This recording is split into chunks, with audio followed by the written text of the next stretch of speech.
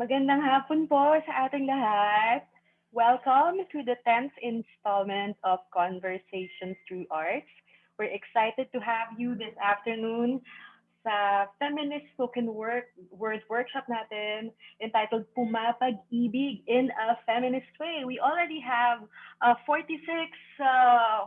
participants in this room, so let's get started. So just a quick introduction of myself. I am Joey Cortina. I will be this event's moderator. I am from Feminist Media Lab, among other hats. This event is presented by the UP Center for Women's and Gender Studies, the Art Ventures and Advocacy Network, or ArtBAN, and the Feminist Media Lab.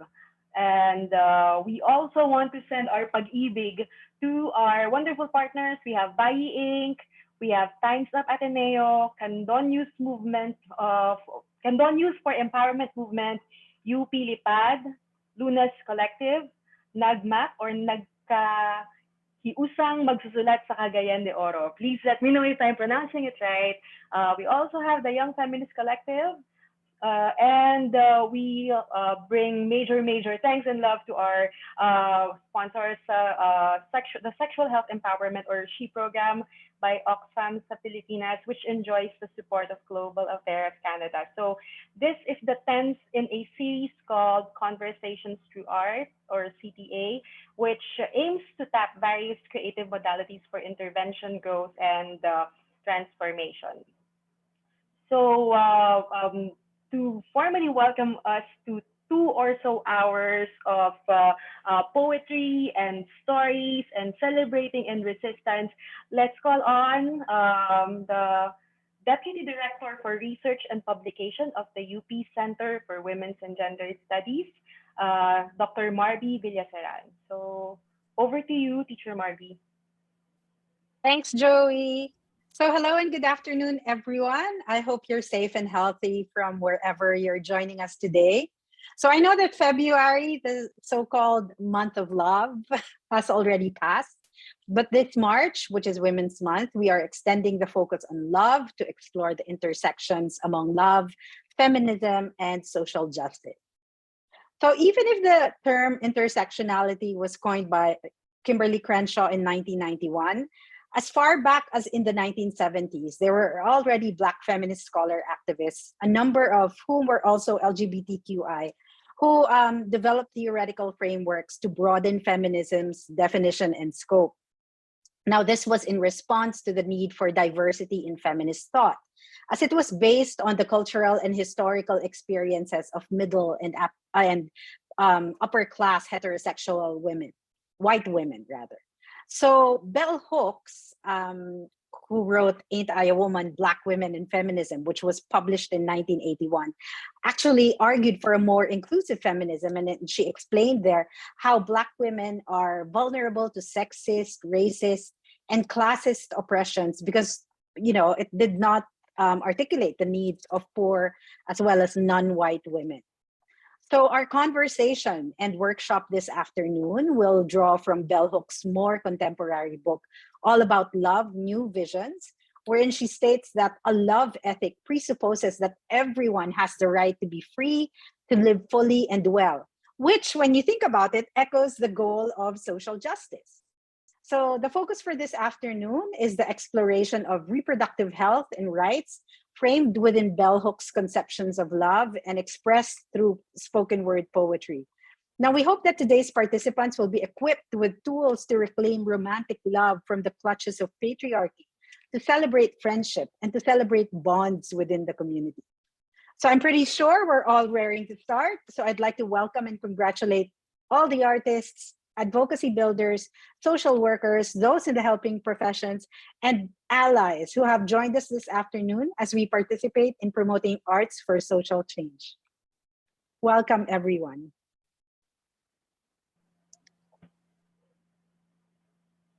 Thank you so much for that wonderful welcome, Teacher Marby. It's a great way to set the tenor of this workshop, and I see that we are also excited to hear from our participants, but there will be plenty of opportunities for that. But just for us to break the ice, just for us to know each other a bit, we also want to hear from you. We will have a quick Menti exercise to pick your brains a bit. Para lang maging close na tayo, we are encouraging everyone to go to menti.com and use the code flash on the screen. If you are having issues with accessing Menti, you can also put your answers on our chat box. Please do let us know, how would you define love in a feminist way? So please keep your answers coming. We will know in a bit. Maybe we'll give our participants 2 minutes to put their answers in, and this your answers will generate a word cloud, which we'll see. Tignan natin kung paano ba umibig ang mga feminista. Dahil I'd like to claim that all of us here in this space are feminists, and we define love, and we manifest our love in a feminist way. So let's wait for the answers. So the Menti link is also on the chat box if you are having, oh, there you go. We're having the first batch of answers. So our feminists here define love as freedom. That's the biggest chunk here. Empowering, respect, understanding, independence, contemplative, passionate, love is hope. I love this. And what else? Forgives, mapagpalaya, independence. Okay, someone says it's sacrifice. Wow, keep the answers coming. We love reading those. Let's see, justice. Wow, that's great. Parang in line siya with what Teacher Marby proposed earlier, that love is directed towards social justice. And there, someone also mentioned, Lorenz said that love is equality. So there you go. Maybe we'll take another minute for you to contribute your answers to this word cloud, but you can keep if the ideas come in at some point in our conversation, please do take advantage of our chat function to let us know how you define love in a feminist way. So ano ba yung nakikita natin? Love is respect. It renders, gusto ko to, love, it renders universal care. So love is healing. Okay. It has to do with unity. Love is hope. Okay. Passion, respectful. Pinakamalaki pa rin yung freedom. Parang napaka importante sa atin na mga feminista na meron pa ring kalayaan sa spaces kung saan may pagmamahal. So love is equality. I think the answers will come in, and there will be other participants who will be joining us in a bit. We will keep this Lombok question open for everyone to contribute their answers. So for us to know more about the project, the She Project, the series called CPA, and all of its, how it's in line with the sexual and reproductive health and rights, and also feminism, we will have a short video to hear from Teacher Amos Manlangit of Department of Art Theory of the College of Fine Arts to explain what the CPA is. In a world of increasing complexity, it is but necessary to discuss family social concerns that surface in our world today. Issues such as health, quality of life and well-being, global warming, poverty, violence, sexual orientation, gender identity and expression, equity, diversity and inclusion, among others. But the world is now listening in a different way. It taps into various creative modes of visual arts, music, literature, dance, drama, and other artistic forms to encourage people to speak, express, and impart something of themselves in an enriched form and aesthetic manner. This contributes to healthy and open communication from a human being to the world, to the community, to another individual, and within. We realize how the expressive arts can contribute to the areas of intervention, growth, and transformation. When institutions such as ours place it in the open, we provide a platform to discuss its value as a tool for empowerment and development. Conversations through art serves as one such initiative by the artists, advocacy builders, social workers, and those in the various professions to collectively promote art for good and social change.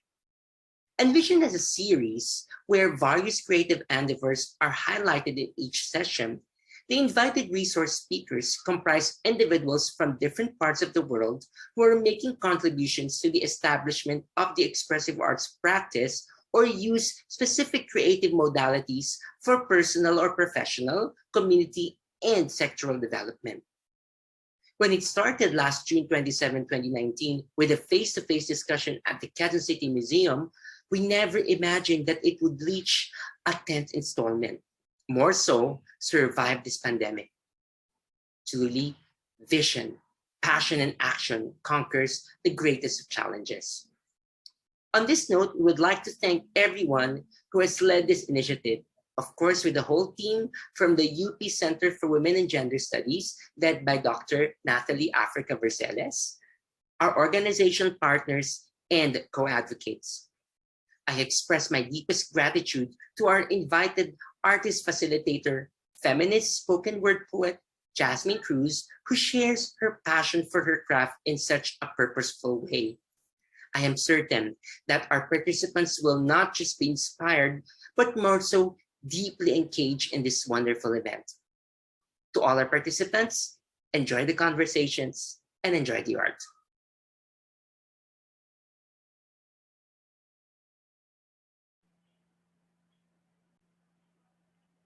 Thank you so much for that introduction to the project, the CPA discussion series, Teacher Ava. So it's really a product of passion and resolve of our feminist leaders that this series is already on its 10th installment this afternoon. So to tell us more about the LOL IKR modules, we have the FemLab founder and the LOLIKR module developer, Ted Cruz, to give us a few insights. So over to you, Ted. Thank you, Joey. Okay, dyan na ako. Yan. Magandang hapon po sa ating lahat. Let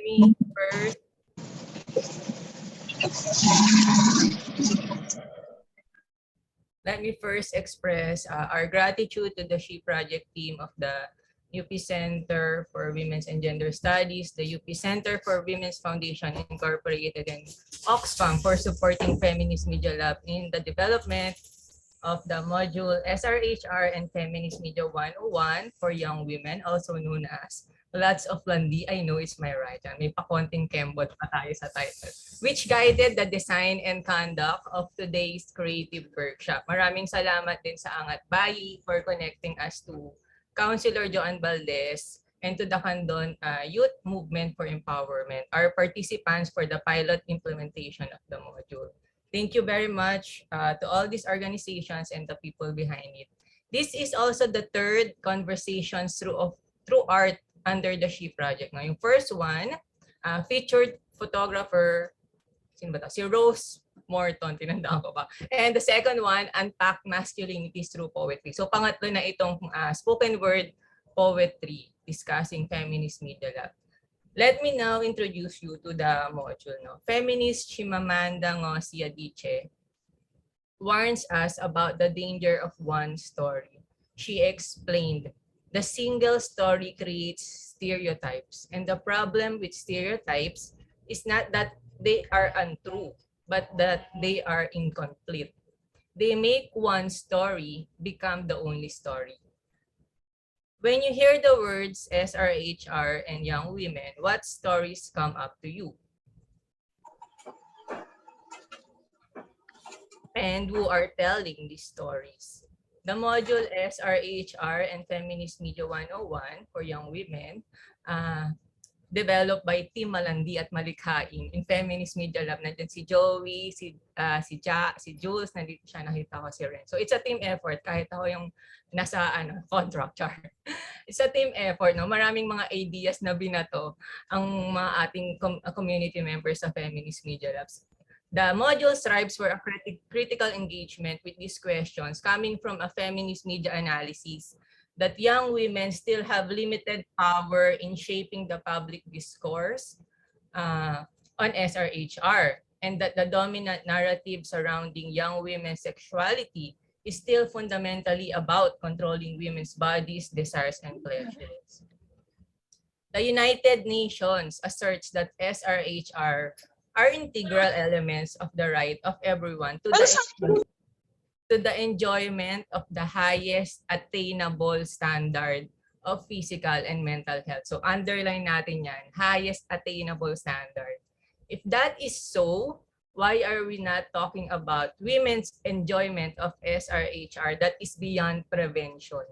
The word prevention dominates conversations around SRHR and women.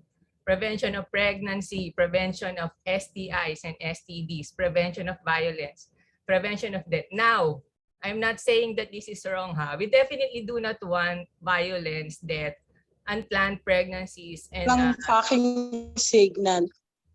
sexually transmitted diseases. And we need to address them right now, no?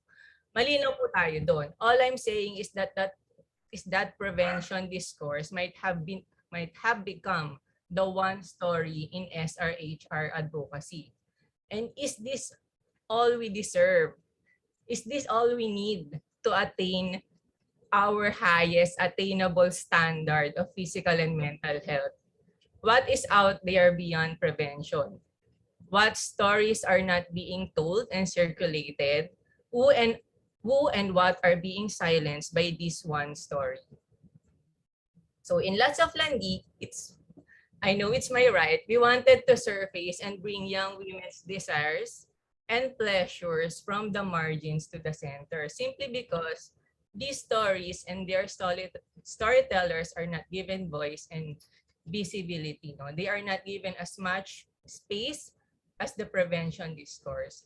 In order to do that, we tried to hold spaces for conversations on topics related to our sexuality where we could draw pleasure or that feeling of happy satisfaction and enjoyment, such as beauty, autonomy, love, bodily integrity, boundaries, intimacy, and feminist communities, among others.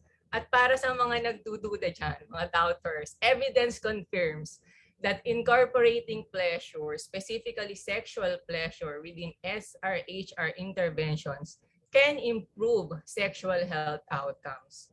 Now, back to the module, aside from creating space to explore their pleasure in the context of SRHR, we encourage our young women participants from Caldona Youth Movement for Empowerment, nandito sila ngayon, to create, to write, and to visualize through media arts and other creative arts like spoken word, poetry, what it's like to explore and experience your sexuality beyond the bare minimum and with pleasure. Yeah. Sabi ni Adrian Brown, all organizing is science fiction, that we are shaping the future we long for and have not yet experienced. That we are in an imagination battle, and almost everything about how we orient our bodies is shaped by fearful imaginations. Our radical imagination then is a tool for reclaiming our right to shape our lived reality.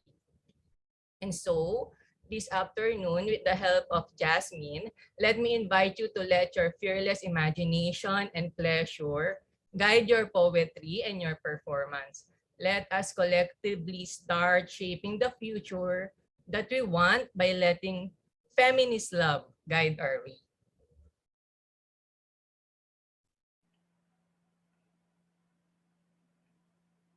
Thank you, Tess. So those are very powerful words, and thank you sa mahusay na citation. Sabi mo nga, we are in an imagination battle. So the fact that we're gathering here, the fact that we are trying to conceive a future that is not yet existing means that we are resisting. So, tama na ang kuda at mag-umpisa na tayo sa tula. We are very thrilled because we have actually two fellows from the pilot batch of our LOL, I and nakakabulol yung LOL. The LOLIKR program. So these two artists and slash student leaders slash whatever hats they wear were actually given the Gawad Likha Award during the culmination of the modules, the lecture series. So the first artist that we will be hearing from is a woman who fears and honors God in a way that shows love and compassion to people.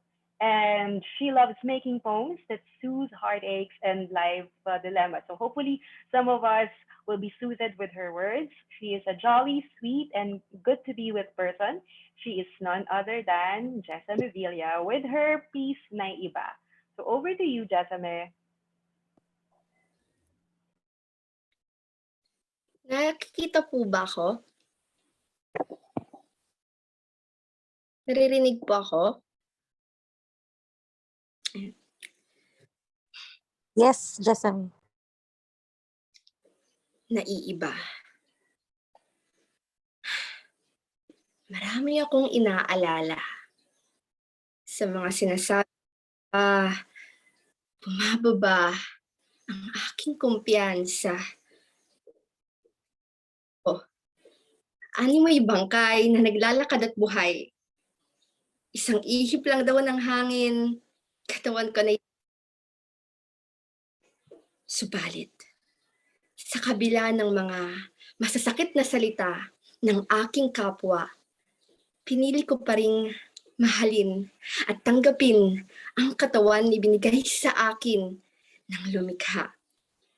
Pinili ko pa ring ipagmalaki na ako ay natatangi, na ako ay naiiba, at ang katawan ay aking karapatan. Walang sino man ang pwedeng dumikta sa aking pananamit, walang sino man ang dapat sa akin ay lumait dahil tayo'y magkakaiba. Dahil kailangan natin ng kumpiyansa. Sapagkat ikaw, ako, tayo, ang may desisyon paano natin ipahayag ang ating sarili, ang ating katawan, ang ating pagkataon na walang pag-aalinlangan, walang pinatatakot at walang sino mang tinatapakan. Kaya sana sa'yo, oo sa'yo, na walang kumpiyansa. Hinihiling ko na humarap ka ngayon sa salamin at yakapin ang iyong sarili. Dahil ano man ang hubog o hugis ng iyong katawan, iyong pakatatandaan na ikaw ay naiiba at malaya ka.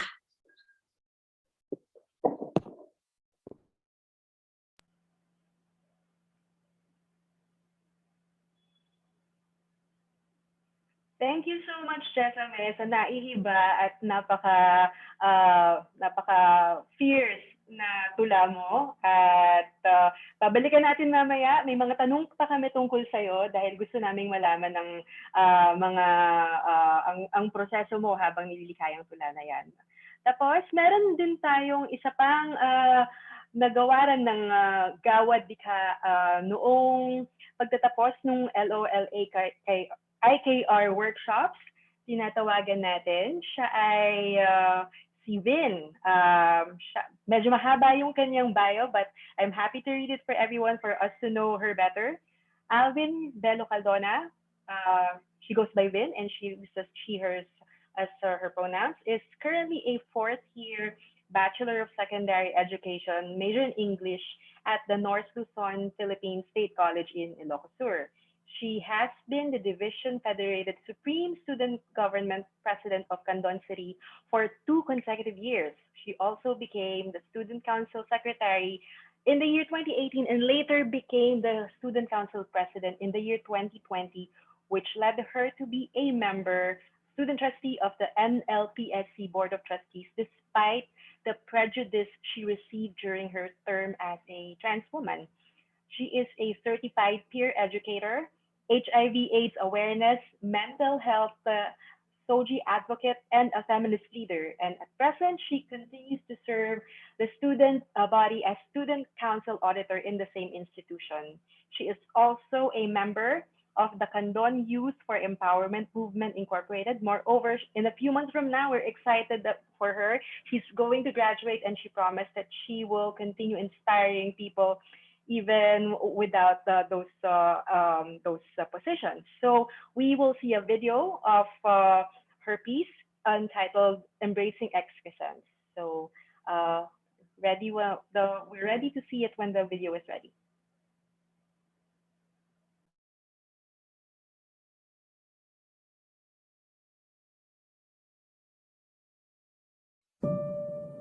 I woke up on the rainy morning of Sunday. The birds on my windows are singing that made me scream, "Yay, it's Sunday." And on the other side, I saw myself in the mirror.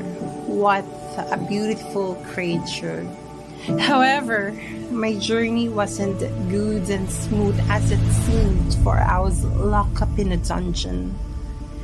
I was raised and belonged to a society where everyone judges you. They judge you based on how you talk, for the way you walk, your size, and even your fashion taste. And from this, you'll probably think when it will end. I stumbled and fall. I struggled and doomed. Am I changing myself to fit for the society where diversity weren't respected? And is this the time to give up? My inner self says no, so I did. I pick up every single piece of me. The judgments I have faced were just the beautiful music to me now. I know myself than anyone else, and forever be grateful to the people who continue to believe in me. To everyone who showed a filthy attitude towards me, thank you. Thank you for making me realize that no matter how you talk, no matter how I walk, no matter how I look like, no matter what my fashion is, remember that I matter, and we can make it. So there's the pain we endure today will be the key to the plethora of opportunity.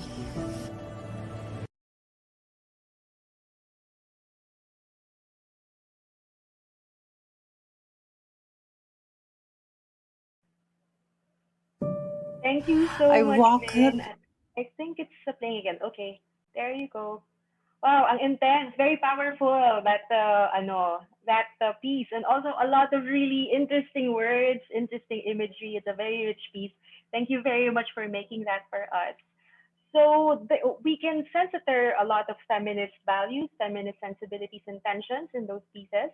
And to help us unpack and to better appreciate these poems, we have our mentor for today, Jasmine Cruz. So Jasmine, or Ja, is a feminist spoken word poet who teaches feminist creative writing. She has performed at several venues like Break the Silence, Rise Against All Forms of Violence Against Women. There's also one by Gabriela Women's Party. There's the event called Lumili Ka Lumalaban by Gantala Press, which is an online cultural program to end VOWC. She also performed in Ampalaya Monologues at the Commune Cafe, ang sabi nila at the same venue, and also at Fully Booked in High Street and several other venues. She'll be telling us all about this. And Ja is a sexual justice advocate and an improv theater performer who teaches political improv comedy. So we're thrilled to have her with us, and we're thrilled about how she'll guide us through these creative exercises in a bit. And welcome, Ja. Hello, thank you, Joey. So, I want to also spotlight yung performance nila Jesame and Vin. So, for Jesame, na-appreciate ko talaga yung pag-celebrate ng self-love despite criticisms na na-experience from society.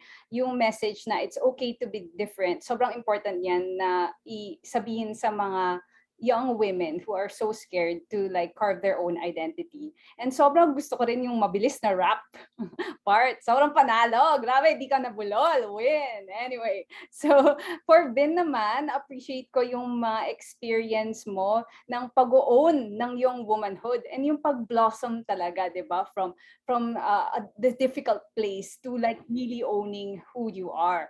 And then, gusto ko rin yung pageantry stylistics na na-integrate mo into your piece. Like, nakita ko yung soaring, inspirational musical accompaniment which perfectly matches the empowering message of your poem. So, congratulations again sa inyong dalawa. Pero gusto ko tanungin a little bit bago ako pumunta dun sa lecture ko. Magkwento naman kayo ng konti kung paano paano yung process ninyo sa pagbuo ng mga performance pieces na pinakita nyo today. So, unahin ko si Jesame since siya yung nauna.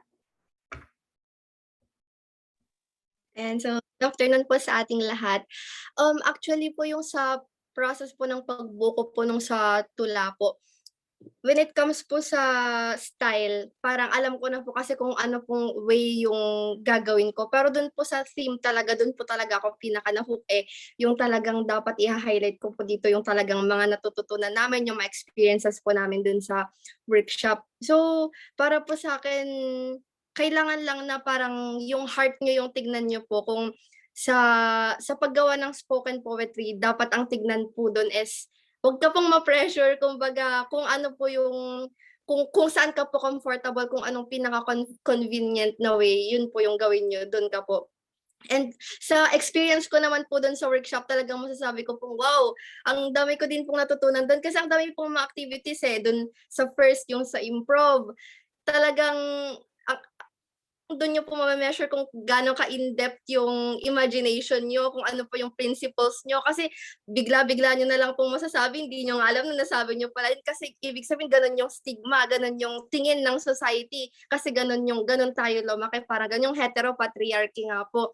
So ayun, ang dami pong activities, yung sa photography, ang dami po namin mga natutunan doon sa mga angles, doon naman po sa ano pa po ba, photography, sa spoken word po, po yun na talagang pinaka-highlight din kasi kami pong mga sumali doon, talagang may hobby din po kami, talagang passion din po namin yung paggawa ng spoken poetry. And talagang na-enhance din po kasi ang galing din po nung nagbigay po ng advice, nung nag-lecture po, and talagang na-apply din po namin, din po kami ng craft din po namin.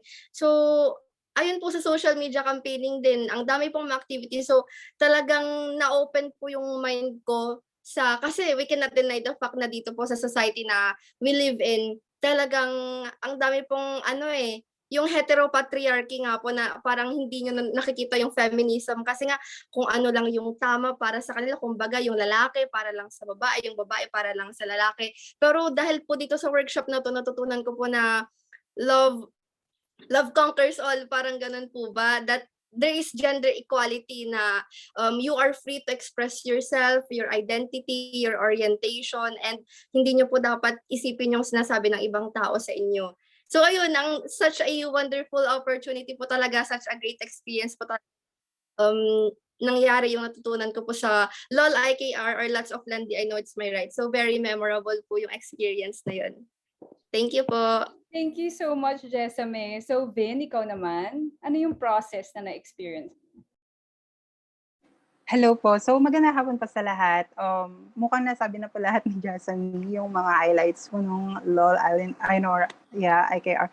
But yung process sa sa video ko po, it's actually one of the most challenging yet fulfilling po and empowering activity that parang ginawa po namin during our fellowship. And yung video ko po, nasabi ko pong challenging siya kasi I have to put them back again. I mean, my experiences back then, parang kailangan ko po siyang isabuhay ulit. Although, at some point, masakit po siya kasi parang, ganito pala ako kawit dati. And And now I'm here. I'm standing firm. I'm fighting for what is right. And hindi na po ako natatakot. Tsaka, ayun po.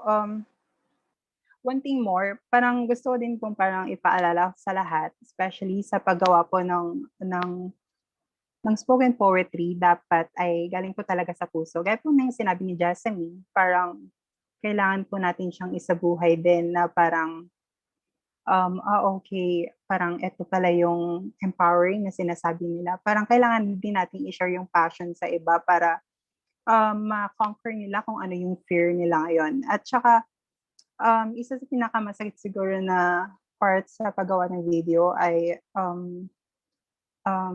paano ito nakatulong sa'yo bilang isang leader, bilang isang feminista, at saka ano ang kalagahan mo bilang isang babae sa pamumuno. Ayun po yung parang ano ko dun sa video. Parang hindi ka dapat linalang lang. Kasi kaya mo naman po. Tsaka siguro kailangan na din po natin talagang i-abolish yung patriarchy.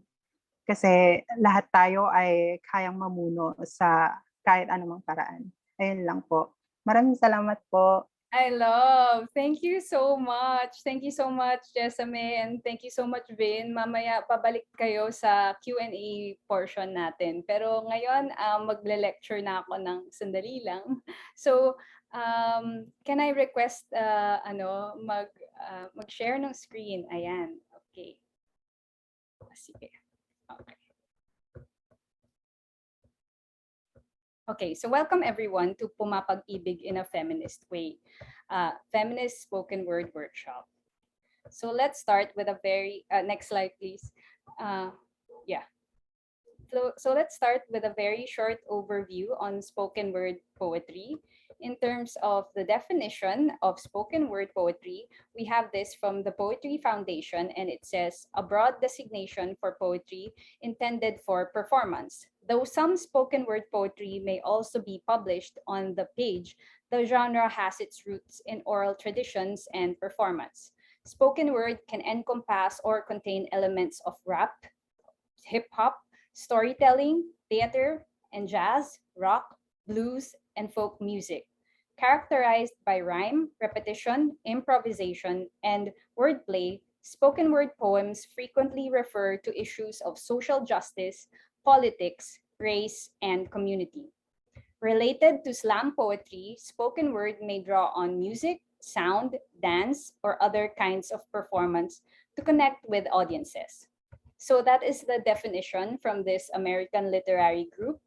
But in the Philippines, it recently became popular during the recent years, and the really popular spoken word poets that we have did not talk about politics, but they mostly talked about love. Kaya nauso ang mga quote-unquote hugot love poems. Although currently there are local spoken word artists who do write about politics, the dominant ones are mostly artists who are writing about love, and they are often male artists who write about heterosexual romantic love. So there are many ways to go against the dominance of heterosexual romantic love poems in the local spoken word scene. One way is to not write about love at all and write about quote-unquote serious political issues instead. However, for this workshop, we will talk about how we can reclaim romantic love from the clutches of patriarchy, but also recognize love in all of its forms. We will also say that talking about love is political. So next slide, please.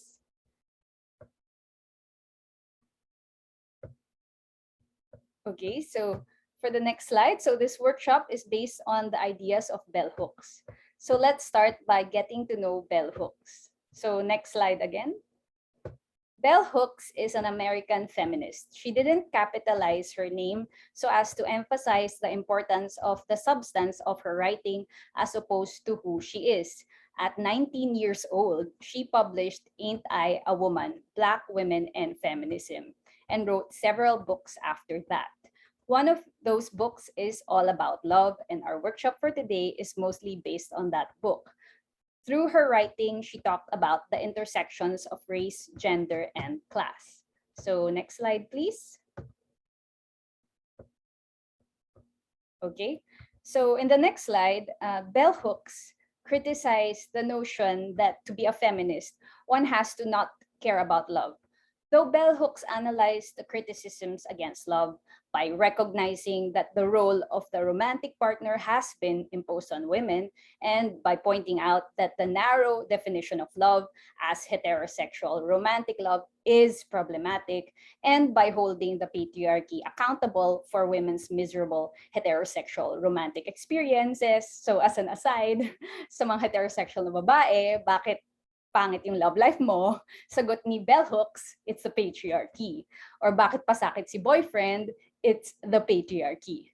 And anyway, yet, despite all of this, bell hooks still says that to totally rescind love is to turn away from our humanity. What we must do is to rebel, revolutionize, and reclaim love. So next slide, please. So in the next slide, we get to learn how can we do this. Bell hooks says that we have to understand several things. One is that love between men and women is not just romantic, but women also want to be loved by men because we have fathers, brothers, and male friends. So even if certain women are not interested in heterosexual romantic love, we still can't completely forgo love between men and women because we have relationships with the men in our lives. However, if certain women want heterosexual romantic love, but those experiences are unsatisfactory, they still shouldn't just give up on heterosexual romantic love if that is what they truly desire. To transform heterosexual romantic love, these women should recognize that the patriarchal roots of their miserable situations and rescind their quote-unquote attachment to sexist thinking.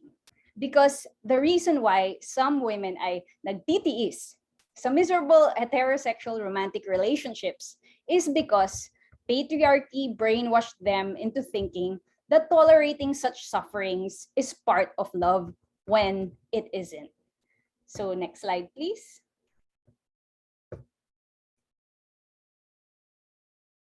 Okay. So in the next slide, another thing that bell hooks says is that we shouldn't confuse love with cathexis, or the simple investment of feelings towards a person. Bell hooks says, and I quote, "When we understand love as the will to nurture our own and another's spiritual growth, it becomes clear that we cannot claim to love if we are hurtful or abusive. Love and abuse cannot coexist." End quote. So working against abuse is the responsibility of both men and women, with men bearing a significant amount of the responsibility because many of the men are the perpetrators of such abuse. On the other hand, if there are certain women who aren't interested in romantic love, it still doesn't mean that we abandon the project of loving, because love is not just romantic, but also platonic love, familial love, and we can also practice love for our community. To add an example, if you're a single woman and you have so many deep friendships, then you shouldn't be thinking that your life is lacking of love just because you don't have romantic love in your life. If you recognize that the love that is all around you through your friends, family, and community, then you can resist society's brainwashing that you must feel lonely if you don't have romantic love. So next slide, please. So I found these quotes on capitalism and patriarchy that bell hooks wrote to be particularly interesting. So I will just read them out. Next slide, please. So capitalism and patriarchy together, as structures of domination, have worked over time to undermine and destroy this larger unit of extended kin. By encouraging the segregation of nuclear families from the extended family, women were forced to become more dependent on an individual man, and children more dependent on an individual woman. It is this dependency that became and is the breeding ground for abuses of power. Next slide, please. Okay, so in the next slide, there's another quote. The same politics of greed is at play when folks seek love. They often want fulfillment immediately. Genuine love is rarely an emotional space where needs are instantly gratified. To know genuine love, we have to invest time and commitment. As John Wellwood reminds us in Journey of the Heart, the path of conscious love, dreaming that love will save us, solve all of our problems, or provide a steady state of bliss or security, only keeps us stuck in wishful fantasy, undermining the real power of the love, which is to transform us. Many people want love to function like a drug, giving them an immediate and sustained high. They want to do nothing, just passively receive the good feeling. In patriarchal culture, men are especially inclined to see love as something they should receive without expending effort. More often than not, they do not want to do the work that love demands. Okay, next slide, please. So this is the third quote from Bell Hooks in terms of the capitalism and patriarchy. So the next quote. Okay. The cultural emphasis on endless consumption deflects attention from spiritual hunger. We are endlessly bombarded by messages telling us that our every need can be satisfied by material increase. While the zeal to possess intensifies, so does the sense of spiritual emptiness. Because we are spiritually empty, we try to fill up on consumerism. We may not have enough love, but we can always shop. Okay, so kapag nakakita kayo ng mga tao na nagwawaldas sa Chanel and Gucci, huwag kayong mainggit sa kanila, huwag kayong mangarap na tularan sila, isipin nyo na lang, kulang sila sa love. So, how unloved are the Marcoses? Charot. Anyway. Okay, next. Next slide. So that's a little taste of what Bell Hooks talked about. But now let's proceed to learning about a feminist writing process. Next slide. So how do you make a love poem feminist? There are many ways, but here are my simple suggestions. 1, identify an aspect about love where there is a social expectation imposed on women. Number 2, basagin ito. So maraming paraan para basagin itong social expectations. 1 is question these expectations by creatively expanding them, destroying them, deconstructing them, and reinventing them. Another is to interrogate the history of your desires. This is inspired by a gender and sexuality class by Sharmila Parmanand, where we discussed Judith Butler and Michelle Foucault.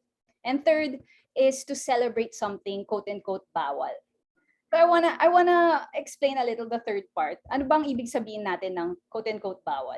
Hindi natin tinutukoy yung mga pinagbabawalan ng lipunan dahil ito ay nakakasakit ng kapwa.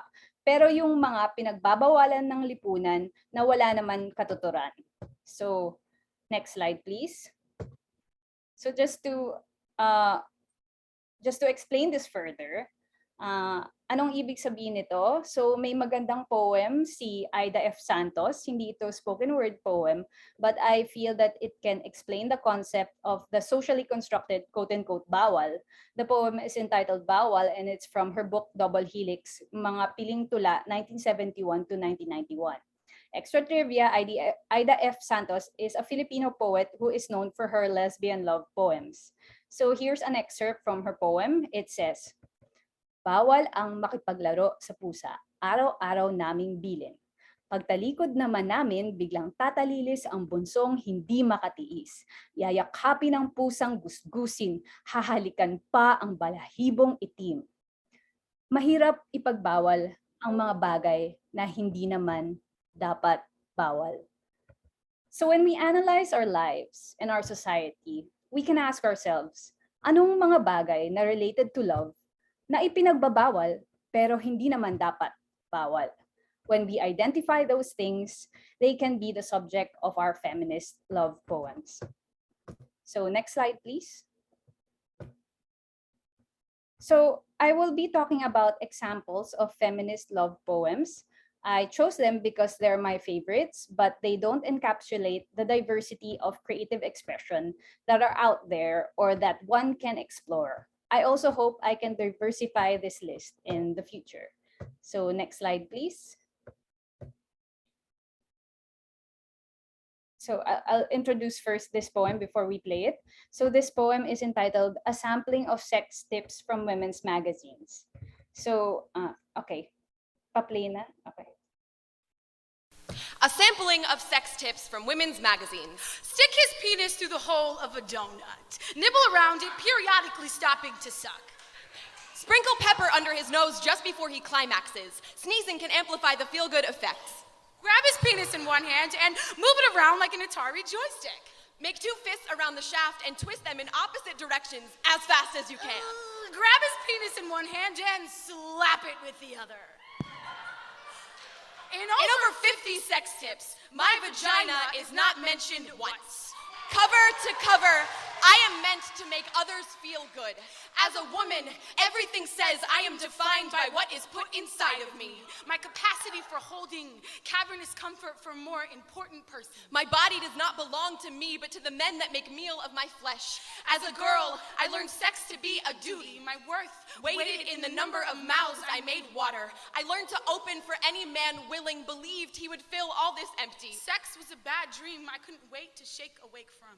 Each time a man unbuttoned me, I swiftly sewed myself back up, my body a wound I was always trying to bandage. I knew nothing of feeling. When I had sex for the first time, 5th time, 15th time, I was a ghost. From the outside, I saw men slip themselves in. I watched them come and never felt them leave. It took me 23 years to consider my body. The first time I let a lover see me naked. When I was touched with careful hands. Evening bellowed with laughter. I found my voice. Each knot slowly loosened with every yes. I was not territory to claim. For the first time, sex was a safe place. I was an instrument my hands finally learned to play. Each bend a crescendo welcomed home. I am silencing the throats that call me object. Cavern, feast to feed the loudest cat call. I am learning to consider myself first, to say no. And say yes, to offer my partner instructions. A little slower. No, faster. No, slower. To say clitoris and not flinch. Clitoris. Clitoris. To ask for sex when I want to have sex. To ask for it from behind, or on the counter, or during that matinee screening of Casablanca. To ask him to go down on me. To masturbate whenever the fuck I want to. Renaming my sexuality is a dance I am slowly learning the steps to. My voice is not mating call. My hips not invitation. My hands, thighs, mouth, my vagina was not designed to please anyone without my say-so. If you are sexualizing me right now, simply because I am talking about sex, it does not mean I owe you anything. I am not asking for it unless I actually ask for it. I am unlearning the ways I prepare my flesh. I am teaching my tongue courage to ask for what I want, to demand what I need. I am learning to take my body back.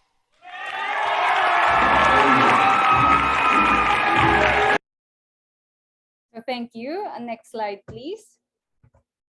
So is the poem that we heard feminist? How do we even know if a poem is feminist? We have to ask ourselves, anong binabasag nitong social expectation? So for this poem, binabasag nito ang social expectations on men and women in terms of women and sexual desire. Anyway, for men, society deems it acceptable to express sexual desire. But for women, society deems it as unacceptable to express sexual desire. So bakit ganun, di ba? Para sa lalaki, pwede, pero para sa babae, hindi. Ang unfair. So when the poem goes against such social expectations by celebrating women's sexual pleasure and says it's okay for women to experience this, then we say it's a feminist poem. Next slide, please. So for the next slide, here, it's another poem. It's entitled The Friend Zone by Desiree Dalagiacomo and Justin Lam. So let's play it.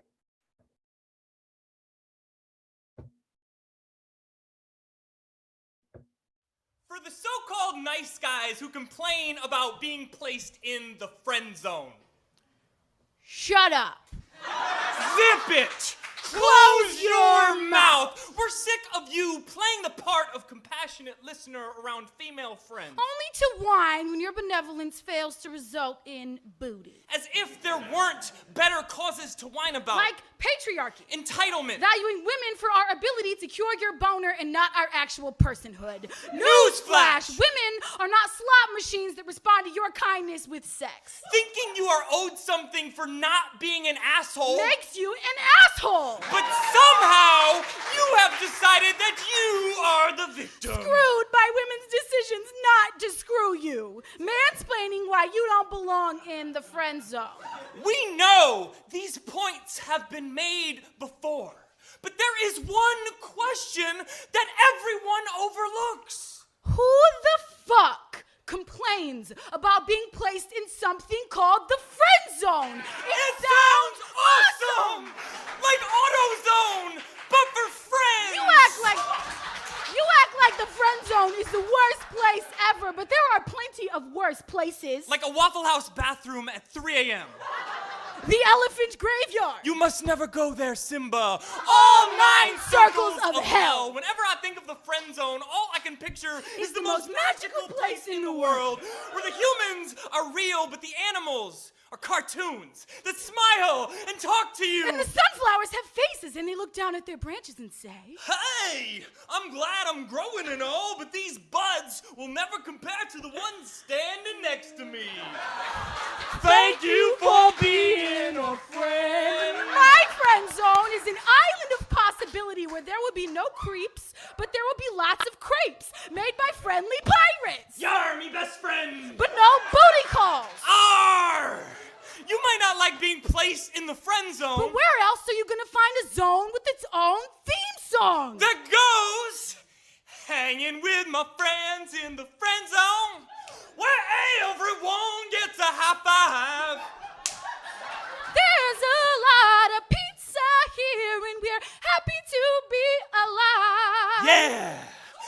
There will be no sexting in the friend zone. No dick pics. No unwelcomed grinding. No shady intentions disguised as kindness. Only actual kindness. Consensual hugs. And a giant boat filled with s'mores. Called the friend ship. And if that doesn't float your boat, if real friendship is somehow disappointing, then nobody wants your ass in the friend zone anyway.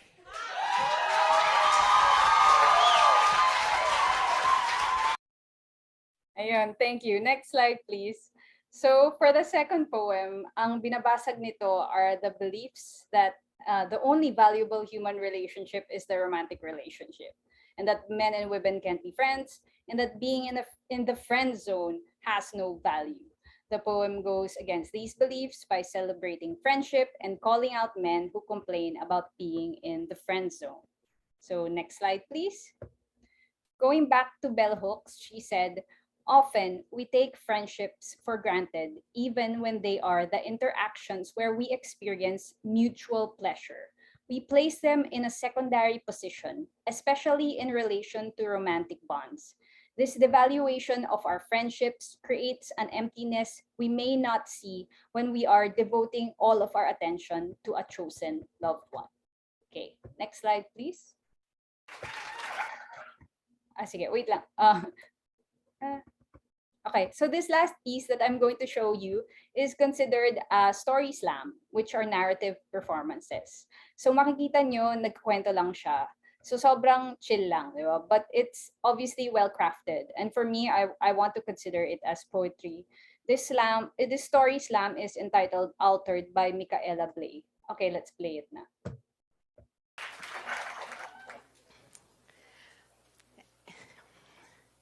It's summer of 2006, and I'm a third grade teacher who feels like stuck.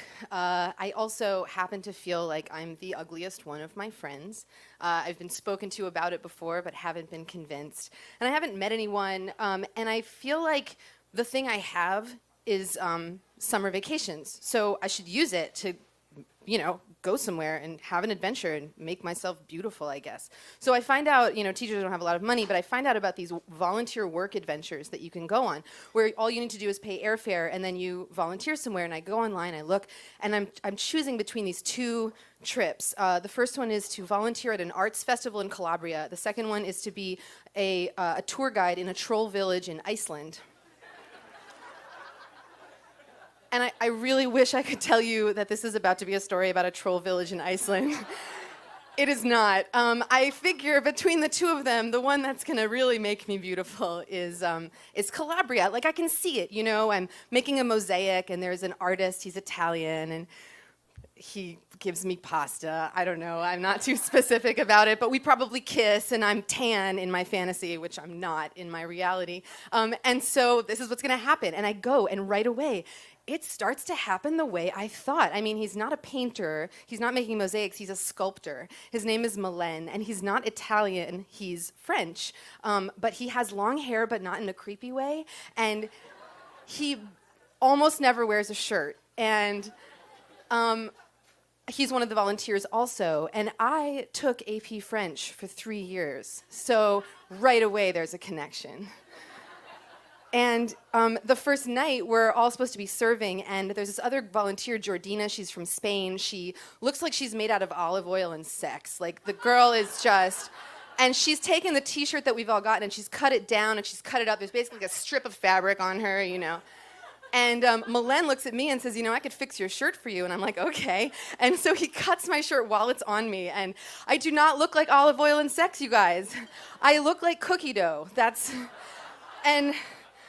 I laugh, but then I change as soon as possible, but it's okay because the next day is going to be Kids' Day when all the kids are going to do paintings, and that's what I can do. That's my jam. So we have a big canvas, and right away I meet this kid, Bruno. He's Italian. I don't speak Italian, but that's okay. We're drawing cats. We're cracking up. He's 8. We really connect also. And Malen comes up to me later and says, you're very good with children. And I'm like, thank you. And he says, when I get back to France, I want to teach autistic children sculpture. And I'm like, God damn it, as though it's not enough that he never wears a shirt, And I say, that's so interesting. Have you read the book, A Curious Incident of the Dog in Nighttime? And he says, no, but in my bag right now is a book called The Strange Happening of the Dog at Midnight. And I'm like, his English is not very good. And he's like, it's in French, but if you want, you can borrow it and practice your French. And I'm thinking this is a very good idea because when we have kids, I want them to speak English and French. And I want to be able to speak French to them. So this is practical. And it keeps going and it keeps going. And finally, the last night, we're sitting and we're talking, and he's looking at my mouth. And no guy has ever looked at my mouth before, but my friends have told me that when a guy, this is information for all of you if you want it, when a guy looks at your mouth, it means he wants to kiss you. And so I'm like, okay, this is, like, my patience is paying off. And I lean in, and he says, I care about you so much. And I'm like, me too. And he says, I keep leaning in, and he says, I just wish you were more attractive.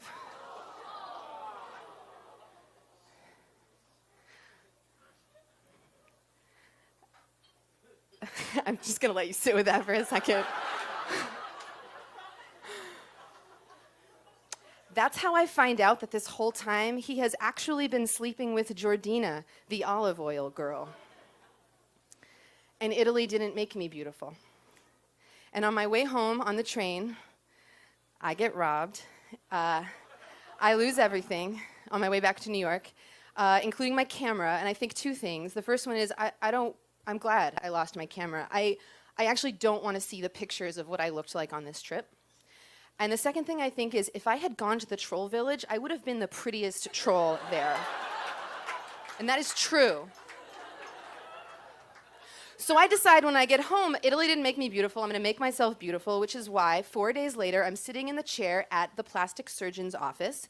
I'm going to get my nose fixed. And the plastic surgeon says to me, I tell him this, the plastic surgeon says to me, oh, your nose is not the problem. And I'm like, oh, he's going to give me some bullshit about how my self-confidence is the problem, right? He says, your chin is the problem. If you just got a chin augmentation, which are very inexpensive relative to a nose job, you would really balance out your face. And I go home and I look at these photographs of myself and I'm like, he's right.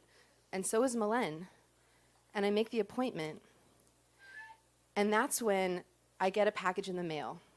And it's from one of the other volunteers, one of the Americans, and it's a CD of photographs. And the letter says, I heard you lost all your shit, I'm so sorry. Here's all the pictures that I took on the trip. And actually, this is before selfies, right? So you're not actually in the pictures that you take, but I'm in all these pictures. And I'm scrolling through, and I'm right, and they're right, and he's right. Ugly, ugly, ugly. And then I get to one picture, and it's the picture from Kids Day. And I am sitting with Bruno, that 8-year-old, and I've got paint on my face, and I'm cracking up. And I'm in the place I feel totally comfortable, and I look radiant, and I look beautiful. Thank you.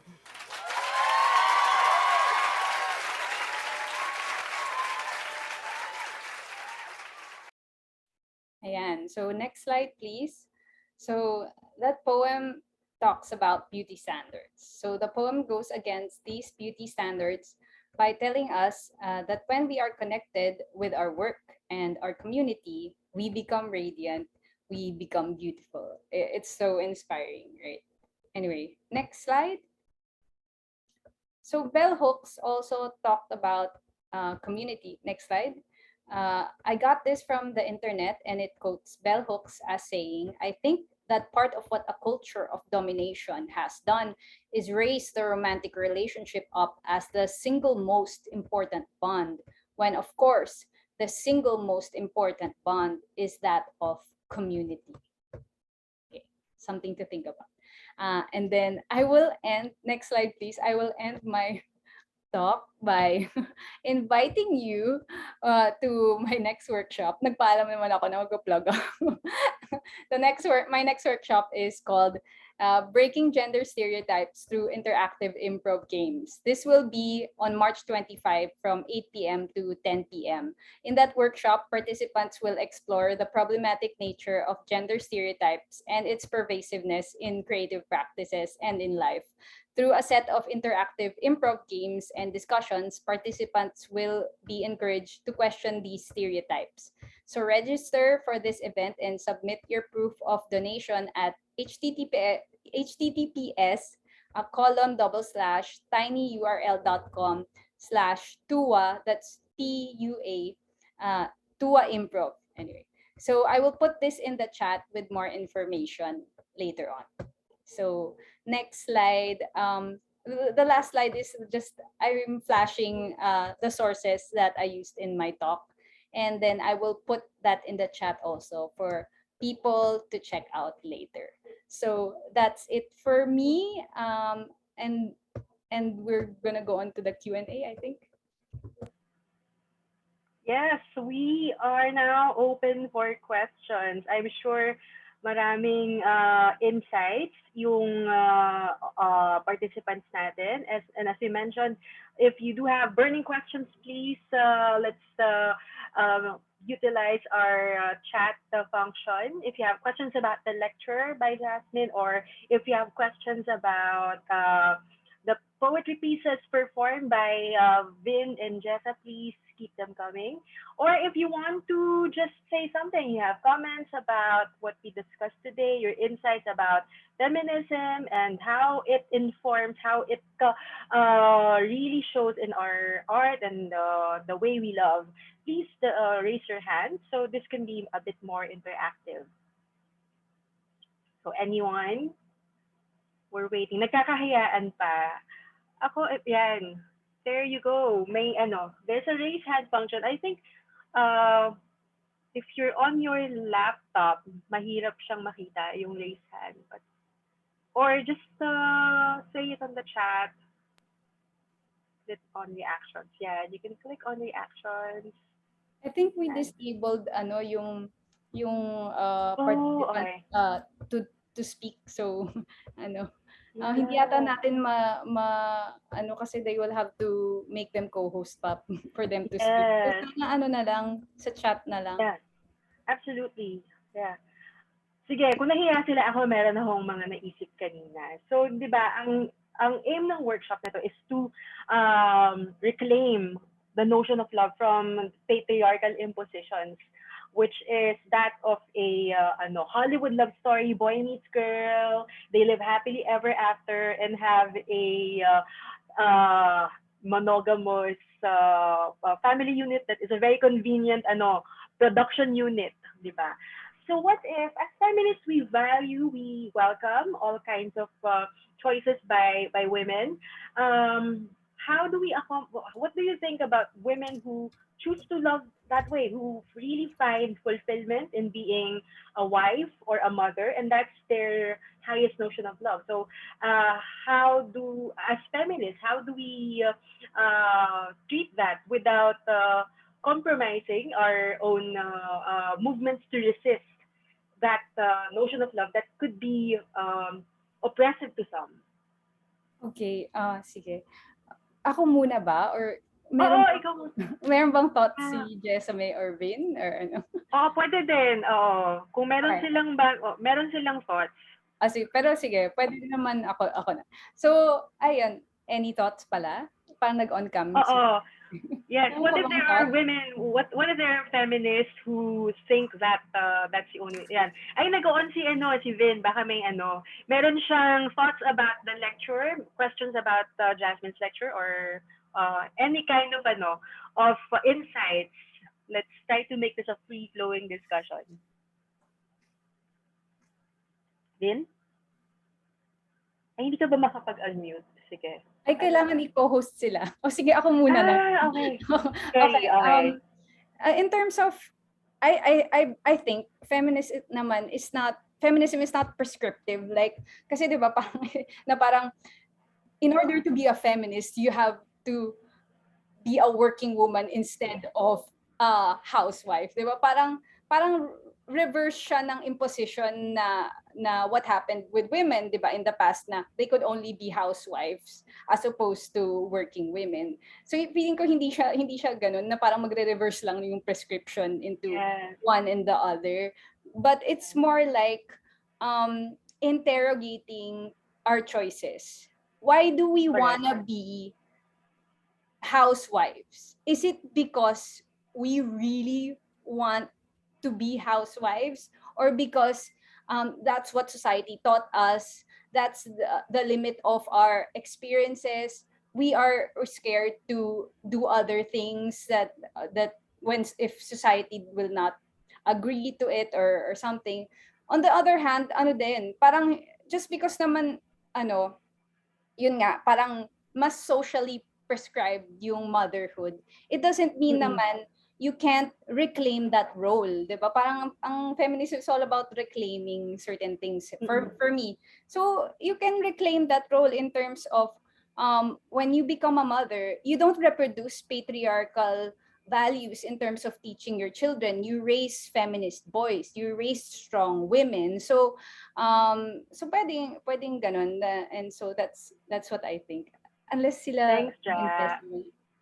Ayan, okay, may isang comment dito before we go to one of our first, hopefully the first of several questions this afternoon.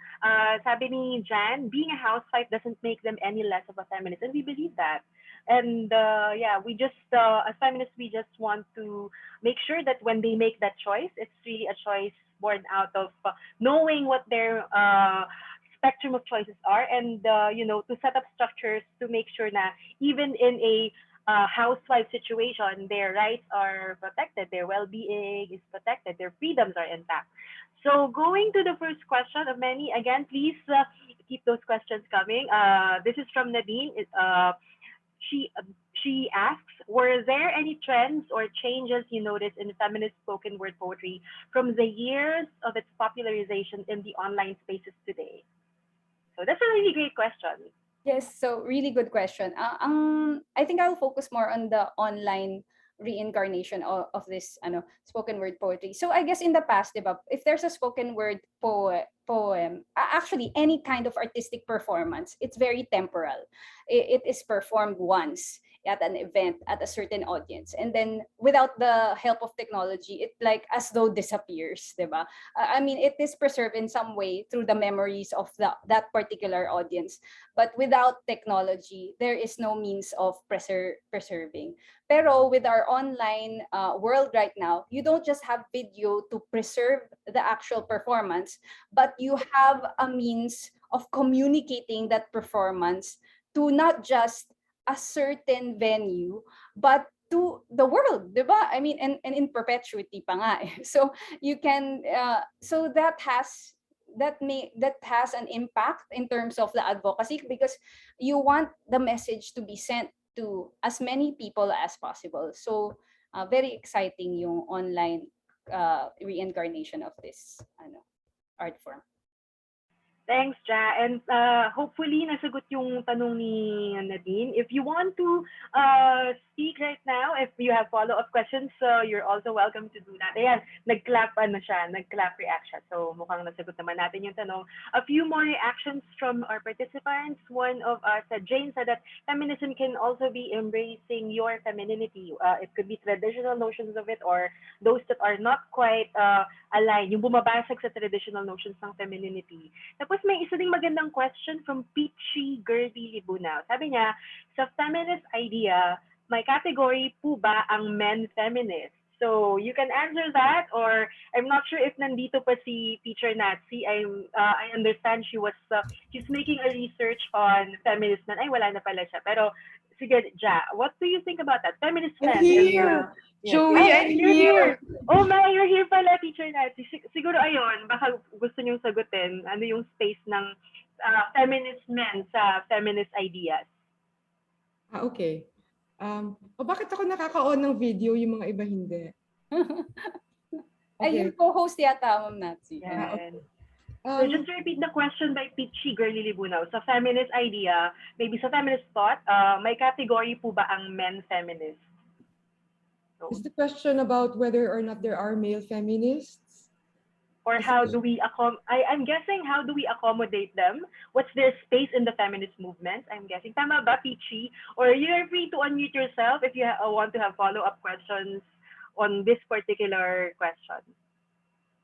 Okay. Yeah. Yes, tama po, sabi niya. Ayun. Sakto nga sa current research ni Teacher Natsy. Yes, sabi niya, tama po yung sabi na ano yung place ng feminist men sa feminist movements. Malaki yung place nila, pero talagang dapat totoo silang feminista. 'Di ba? Kailangan naiintindihan nila kung ano yung pinaglalaban natin at saka alam nila yung lugar nila. 'Di ba? Kasi it's not their movement, it's our movement. So maingat tayo diyan. But I'll also say na there are two sides to it, 'di ba? It's also how we accept men into our spaces, and at the same time also the men, whether they identify as feminist or as pro-feminist. Kasi some are more comfortable identifying as pro-feminist rather than feminist. And I'll say it's not because they don't feel that they're feminist, but they don't feel that they're equipped enough or qualified enough to be feminist, which is also what I hear among women. Meron din ganun, di ba? Kahit sa WD. So umpisa, di ba, hindi sila komportable, hindi dahil hindi sila naniniwala sa feminismo or ayaw nila, kundi feeling nila kulang pa yung kaalaman nila or yung practice nila or yung praxis nila. So yun yung tinuturo natin. Pero also depende rin sa comfort level. So it's really, I think we need to open na talaga our movement to men. Diba? Yes, and also assuring us that, on our terms. Yeah. On our terms. And yes, on our terms, precisely. Yeah. Yun. Yes. So yun naman. Thank so I think may room sila, may room. Lalo na yung mga tunay na feministang lalaki kasi marami na akong nakilalang gano'n. Okay, thank you, Teacher Natsy. So pagtapos na yung research, we'd love to read it. So, Ja, may idadagdag ka ba doon sa may anything to add on what Teacher Natsy said? Agree naman ako kay Ma'am Natsy nga na pwede naman maging feminist ang men, pero dapat hindi yung parang kiniklaim lang nila na feminist sila tas hindi pala. And actually kahit si Bell Hooks meron siyang meron siyang quote about that eh. Eto, basahin ko na lang. Like any liberal men in the age of feminism, he believed women should have equal access to jobs and be given equal pay. But when it came to matters of home and heart, he still believed caregiving was the female role. Like many men, he wanted a woman to be just like his mama so that he did not have to do the work of growing up. So I think yung sinasabi ni Bell Hooks, minsan, some of those feminist men, feminist sila in certain areas, pero in certain areas, kulang pa rin.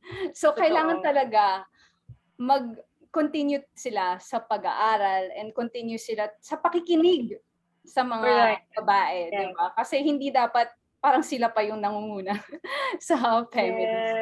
Yes. Baka doon pala, may gustong idagdag si Tez dahil masculinities yung isa sa mga interest niya. And I know she wrote some interesting papers on the subject of masculinity. Nandyan ba si Tez or nagmimilk tea siya? Charot. Hindi ako ready, Char. Hindi ka ready? Sige, go lang. Pero sige. Actually, nung tinanong yung question, parang naalala ko yung professor namin sa Critical Studies of Men and Masculinities ay si nakalimutan ko yung name niya. Professor Ernesto. Tama. Ernesto. Ernesto. Tapos parang kinikwento niya sa amin. So parang based na dati, nung kabataan niya pa, medyo na siya, older person. Siguro mga late 50s, ganun. Parang sabi niya, laging ang ingat-ingat nilang mag-claim na feminist sila kasi they don't feel as if pwede. Kasi nga, di ba, may pag-iingat din sa kanila na i-claim yung space na binuo ng mga feminist. Pero sabi niya, meron na din daw evolution ngayon yung mga feminist spaces wherein parang mas, I think, open na, I think, yung claiming ng men as feminists as well as yung mga feminist mismos, 'di ba? Feminist spaces. So gano'n, meron din siyang parang evolution. It's not like a static parang space, 'di ba? Parang katulad naman ng feminismo, parang merong tayong mga changes as nag-evolve yung ating mga theorizing, yung ating mga hindi pa older person. Sorry, Ernesto, if nanonood ka. Pero hindi siya nagtatagalog, so I don't think maiintindihan niya ako. Ayun. So may evolution naman. May pagtatama, may pagsusuri, di ba? Ganun siya.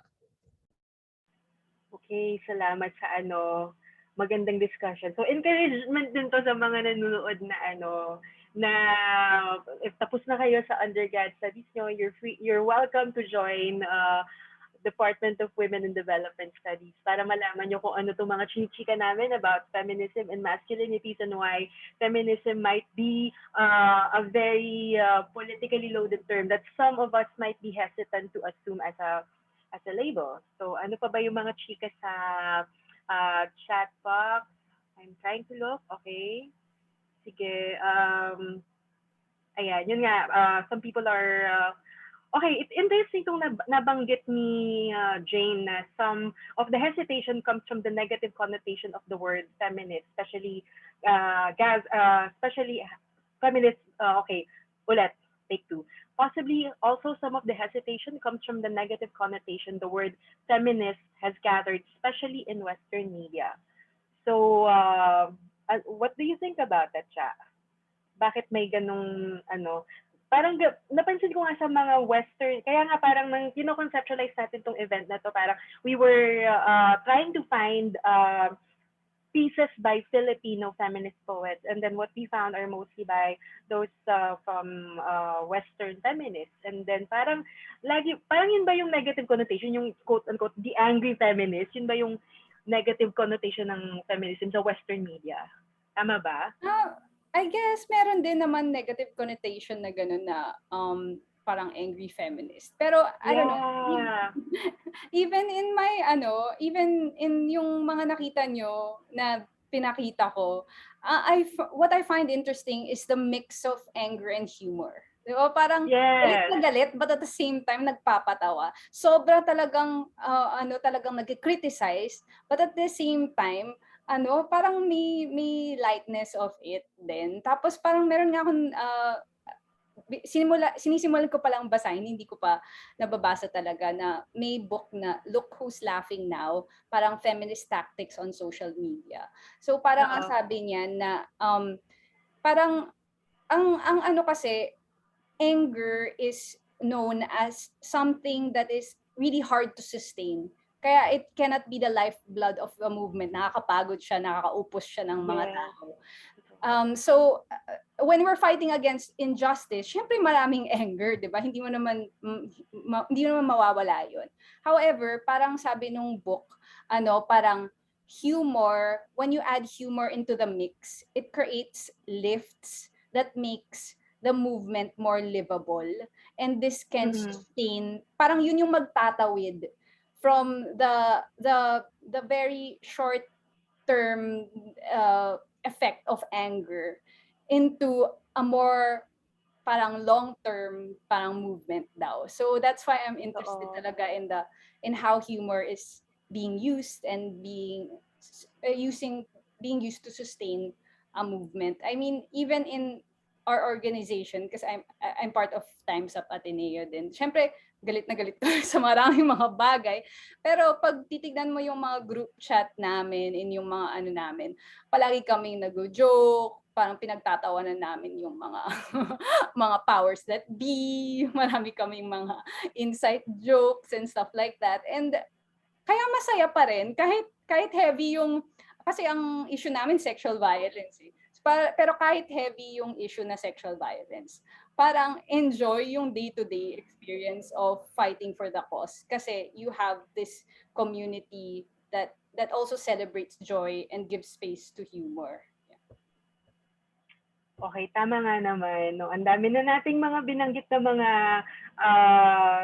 theoretical hanash pagdating sa feminism and also the movements that antagonize it. So, para mailabas sa mga tensions na yan, let's go to the writing workshop itself. I think this is a venue for us to release all of our anger, all of our love. So, take it away, Jack.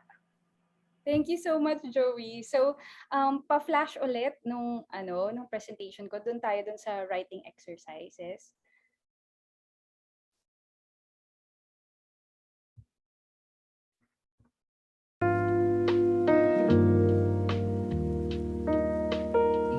Wait, wag muna, meron akong instructions. Wag muna mag-sound. Okay? Pwede ba i-pause muna yung sound? Mag-instructions pa ako. Yeah, okay. Sige. So let's try to create our own feminist poem. So everyone is encouraged to write. We will give you just 15 minutes to write. So don't pressure yourself to come up with a masterpiece. Just let your thoughts and feelings flow out from your pen and don't think too much. So after we write our poems, we will have an open mic. So if you are willing to perform or you want to share your draft or just talk about the process of writing that you experience for this workshop, please send a direct message here on Zoom to Joey na lang para she has all of the wag ako, si Joey na lang para nandun lahat. Tapos one poem lang each performer, okay? And first come first serve basis tayo. So pwede kung gusto niyo na i-send yung name niyo ngayon or after the writing process kasi gusto niyo pa makita kung if you come up with something pa, pwede naman ganun. Basta unahan to. So we'll let as many people read depending on how much time we have. If you want to get feedback on your poem, please fill out the evaluation form. Later, we'll put that in the chat. And you'll find an item there about a feedback session. So in the feedback session, I, together with the Feminist Media Lab, will lecture about giving feminist feedback that is aimed towards letting the artist discover who she really is, as opposed to trying to make the artist conform to the current hegemonic artistic standards. This process will also be informed by notions of care and mental well-being, so we don't believe in destroying the artist just to make the artist quote-unquote strong. So how we will help the artist develop is by letting the artist know what we feel are the feminist potential in the poem that might be interesting to consider exploring. So make sure you fill out the evaluation form if you want to get feedback like that and become part of a community of creative feminists. So yung instructions, wait. Pick a writing prompt. I'll show the writing prompts later. You can also ignore the writing prompts and just write what you want to write. So to think of a social expectation related to the topic encapsulated by the writing prompt or the topic you want to write about. Number 3, ask yourselves, paano nyo babasagin ang social expectation na ito? Number 4, jot down ideas. So it can be details using your 5 senses, it can be statements, it can be memories, favorite quotes, nouns, names, fantasies, other thoughts, etc. Number 5, use free writing to weave together these ideas. So free writing is the process of just letting thoughts and feelings flow out of your pen. So don't think too much, just write. After you do your free writing, go to step 6, which is reread your free writing piece and underline the strong parts. This is something I got from Natalie Goldberg. Number 7, compose your poem using these parts. Number 8, read aloud your poem. Number 9, edit based on how the sound moves you and make other edits that you want. So I'll put this in the chat so that people can go back to it. So kung hanggang step 4 lang kayo, okay lang naman din. Tapos gusto nyo i-share yung step 1 to step 4. Okay din. Anyway, alternatively, you can also ignore all of these instructions and just write. So the next, the writing prompts that we will use. So next slide, please. So my advice in terms of the writing prompts, pick only one. But kung bibo kayo, sige, go lang. And again, you can ignore these prompts and just write what you want to write. So please, if anyone wants to suggest a prompt, pwede rin naman. You can put that in the chat. Or kung nahiya kayo, pwede, I guess pwede i-send nyo sa akin tapos i-send ko sa participants yung prompts. Pero our prompts for today are: 1, feeling good about your body because of how you cherish yourself. Number 2, woman proudly making the first move. Number 3, radical self-love. Number 4, freely acting on libog or sexual desires in an informed manner. Number 5, survivors and advocates speaking truth to power is an act of love. Number 6, experiencing sexual pleasure as a normal part of life. Number 7, platonic love is real love. Number 8, I love you, let's not get married. So I got this from Parenting is Political. Number 9, love is love. Number 10, I am asexual in love. Number 11, first time I felt liberated because I used contraceptives. Number 12, a single woman in love with her community. Number 13, boundaries are clear lines within which we can have fun. Number 14, free to lande, or exploring your and expressing your sexuality with consent. Number 15, I love my found family or family of origin. So I'll put this in the chat so that people can access it as well. Okay, that's it. We can start writing. Your 15 minutes starts now. Sige, pwede na yung mood music. Ay, questions pala. If you have any questions, sa okay naman. Sige, if you have any questions, you can just put it in the chat and we'll answer it. But we can start writing now.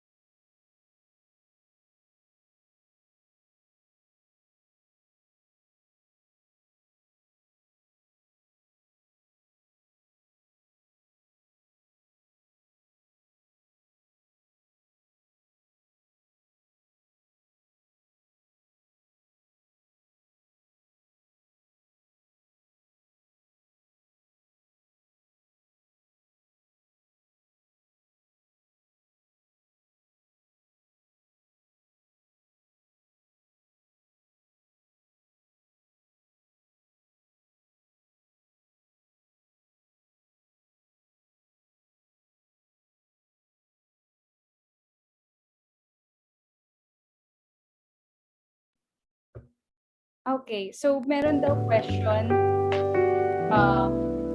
whether a poem, how to decide whether a poem is written or spoken. Hindi ko rin alam kasi like I just go by gut. Wala, hindi ko, wala akong magandang advice. lang, by gut lang ang ginagawa ko sa akin. But maybe other people can answer that. What are your process in terms of deciding whether your poem is a page poem or your poem is a spoken word poem? Ayan, may answer si Adeva Jane. It depends on the length and the sound. That's one. Nice. I think parang similar din siya with your criteria. It's very intuitive for you to decide if this is performativity. Yun nga. If it lends well to a performance, that's a good criteria. Yeah, or ano yung trip mo? Trip mo kasi mas ka person na very showy or mahilig ka mag-perform, medyo theatrical ka. So you naturally gravitate towards writing a performative piece, or if you're a more private person na you just wanna write down the poem. I don't know, maybe that. Hindi naman yun yung kasi I write both. so yeah. Pero yeah, you can write while we're answering some stuff.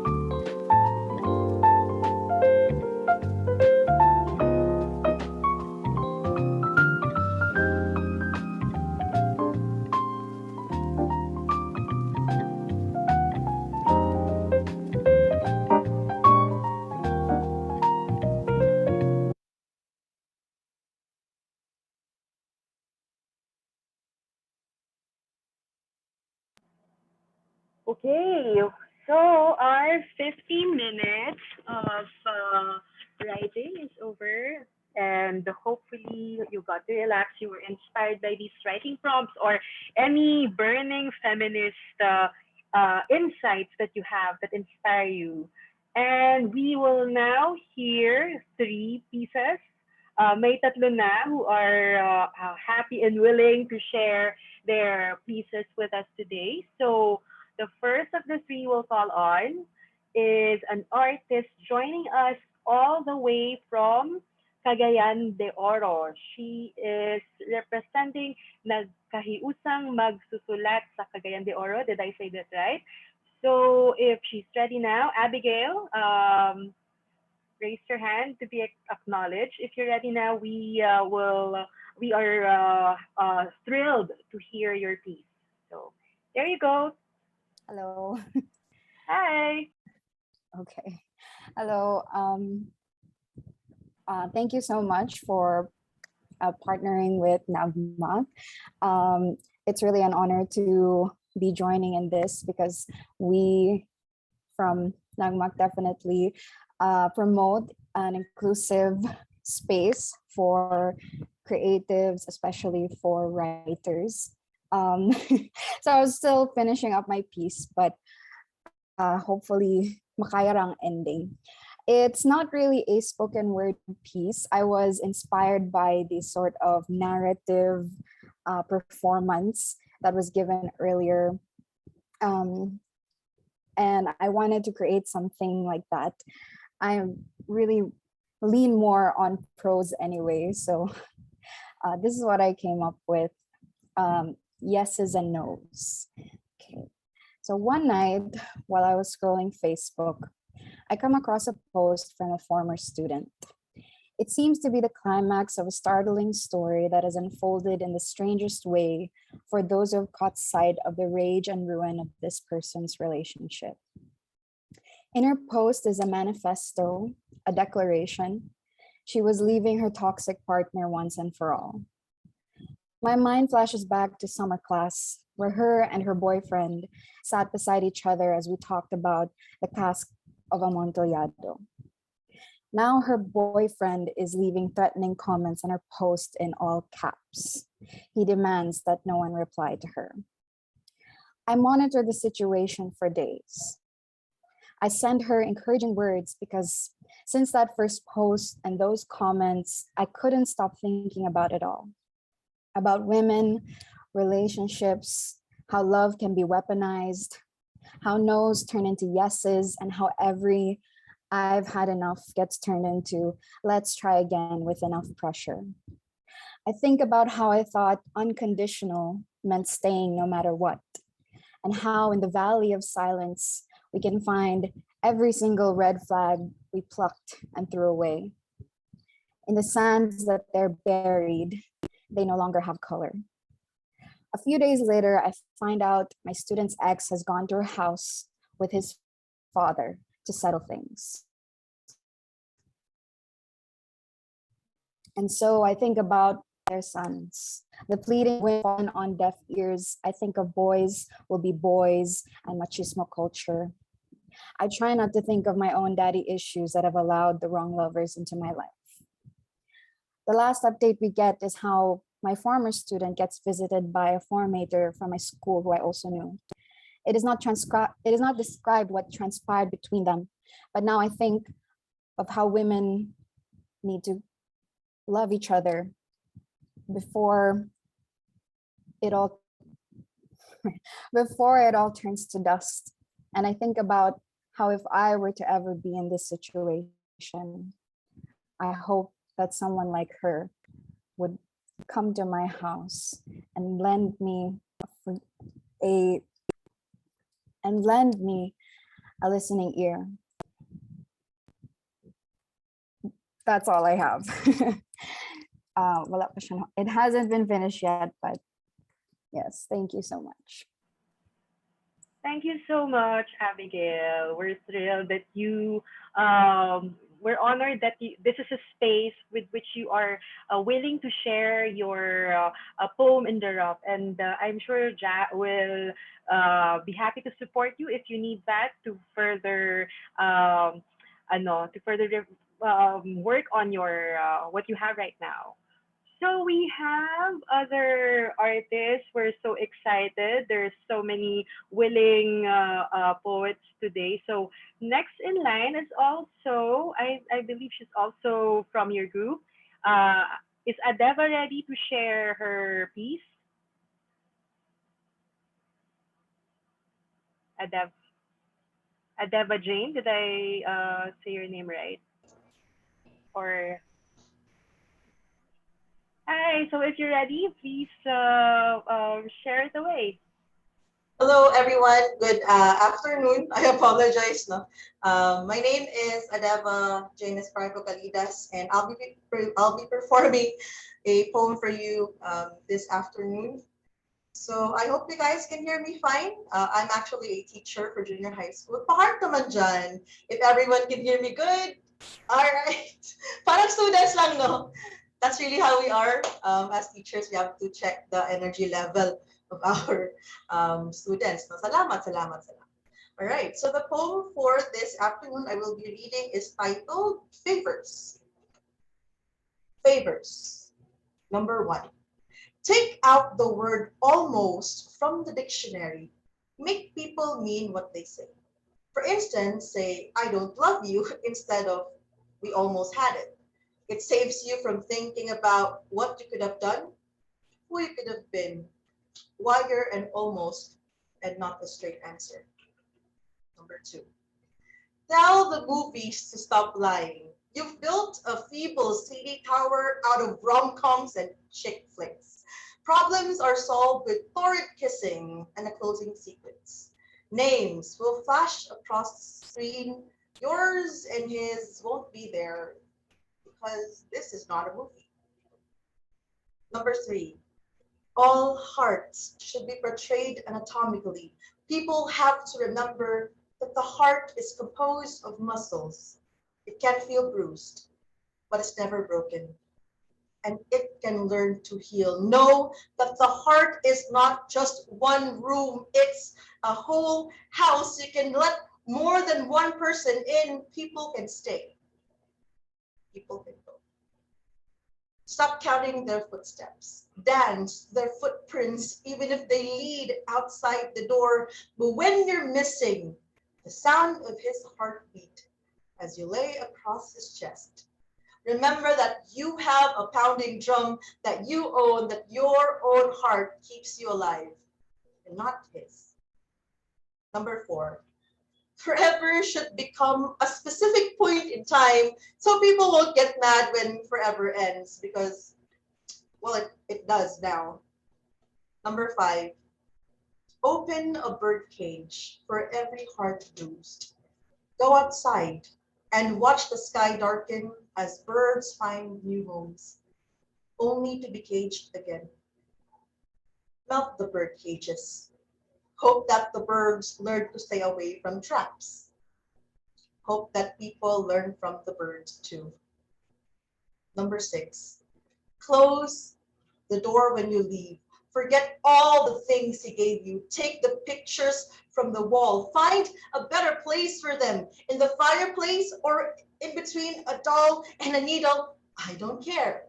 Get rid all of the things that smell like him. Throw them in the fire. If he takes up so much space in your head, toss him in the fireplace too. Number 7. Do yourself a favor. Know that favors are only done by the willing. If not, they become commands. Loving is done by the willing. If not, it's just wrong one thing. Do yourself a favor. If there is anyone else who needs more love from you, it's you. Thank you very much. Thank you so much, Adeva Jane. Do we call you Adeva or Jane? Adeva's fine, thank you. Okay, great. Thanks. So we have a lot of willing artists here. Next in line would be, okay, so we're done with Adeva's piece. Would like to call on Narida to share her poem with us. So over to you, Narida. Are you still here? And can we spotlight her? Si Sari yata.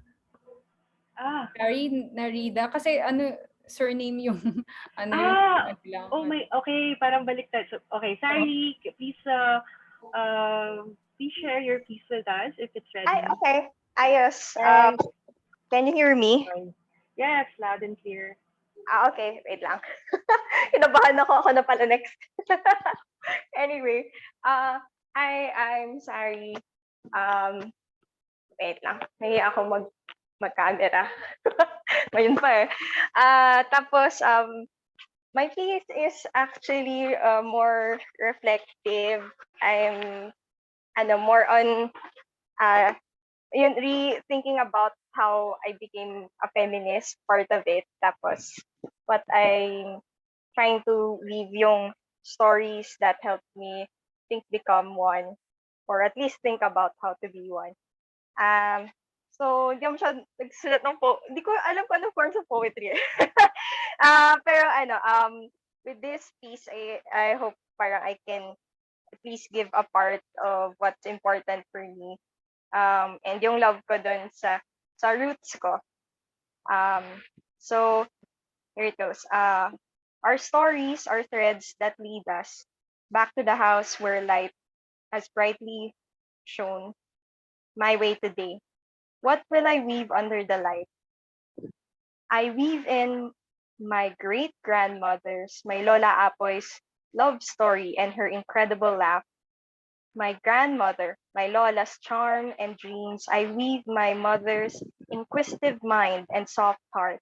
I tell their story, not just of the struggle, but in the ways that they found joy and passions. And I weave my own, weaving in the ways, the threads that bound me, carrying it and sharing its warmth and intricacies.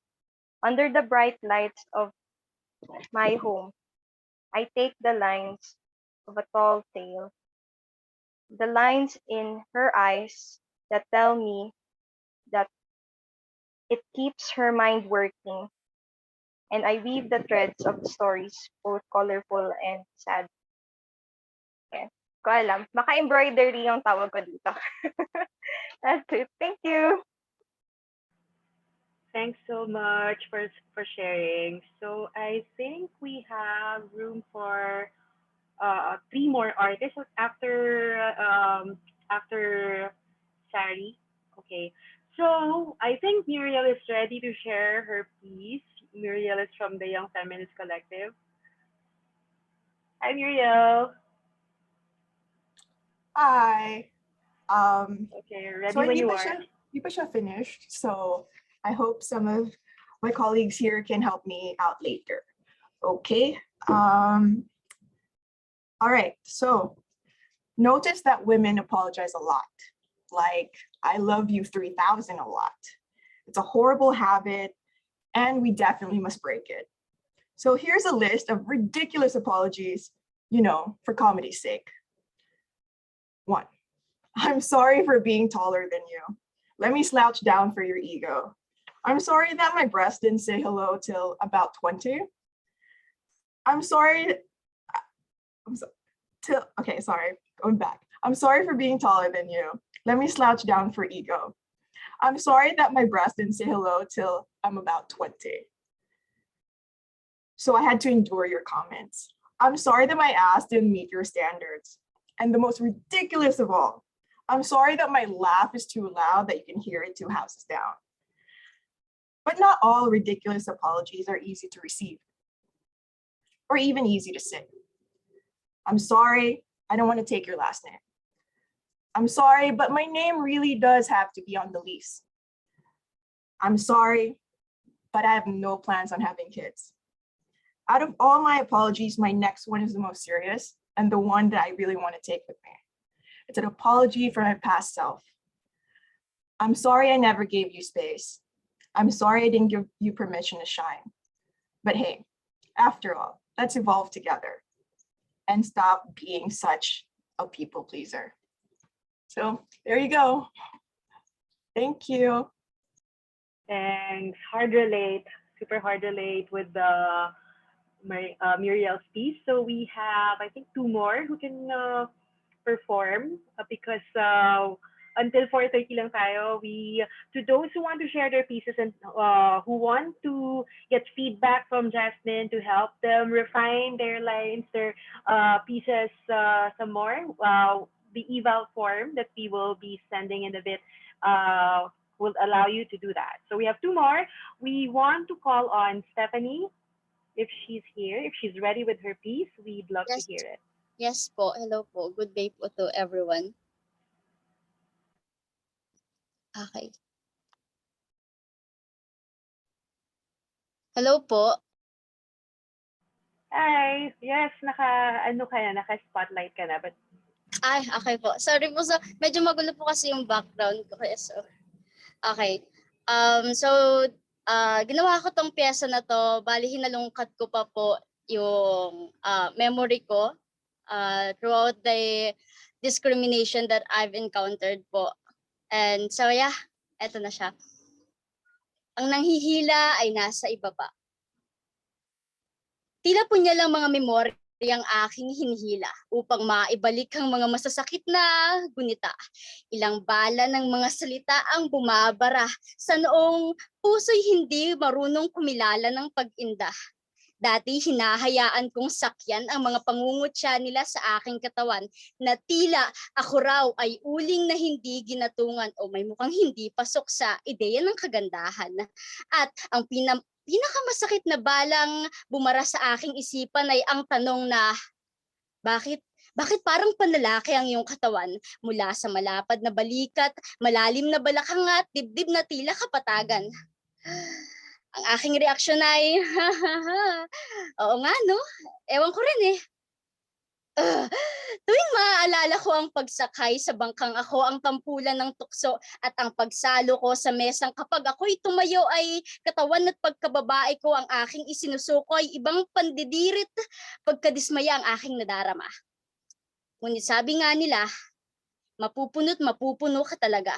Kaya't nung mga panahong umapaw ang basong puno ng kritisismong ibinababa ako, hindi ako nagdalawang isip na hayaang matapon ito. At sa muling pag-impok ng tubig na hindi nalaso ng nilalaman, ito'y magiging tubig na malinaw, ligtas at pwedeng panalaminan. Pinuno ko ng ideya at pangaral ang aking isipan na hindi ako mahina. Mababaw lang ang kanilang pangunawa. Hindi ako pangit o anuman. Kakaiba lang ang aking kagandahan. At hindi ako uling na hindi ginatungan.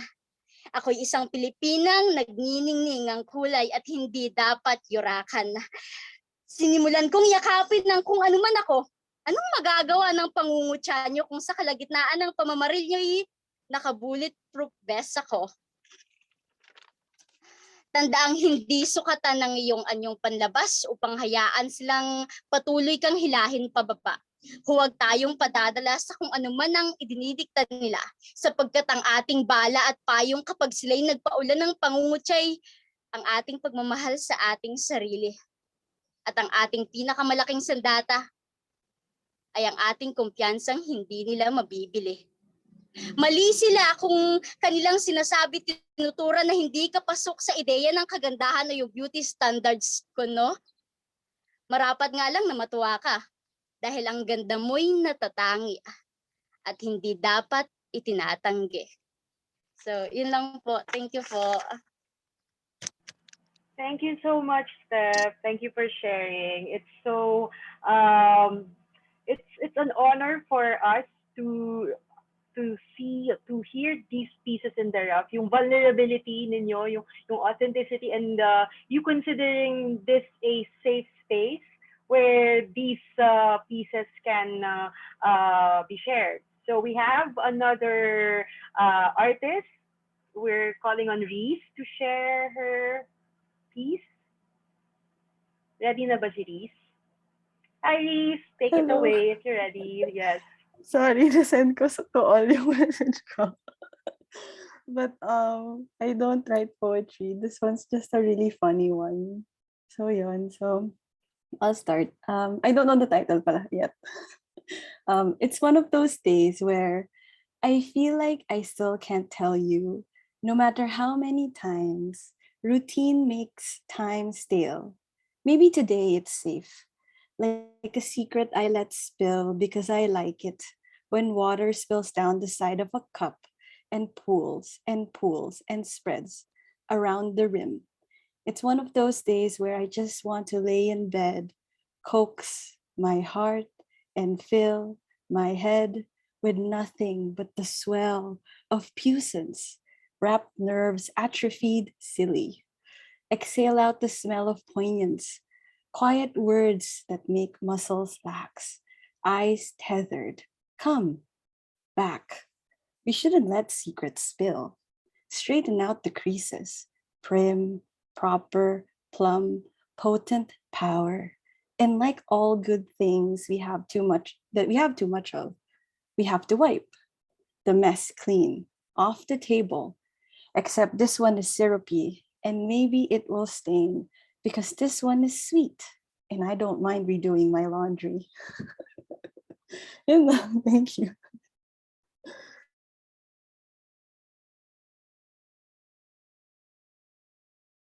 Nakamute ako. Kanina pa ako chumichika, nakamute pala ako. So yes, we actually, wow, we are floored by the number of our participants here who would like to share their pieces, but we're unfortunately limited by time. So if again, if you have pieces that you want help with, if you want feedback, so you can make it more performable, I guess. I'm sure Jasmine is willing to help you with that. So how are we going with time? Are we willing to extend a bit to accommodate a couple of pieces pa? What do you think, Jack? What's the pleasure Yes, of the game. game ba? Okay, sige Yes. game. Sige.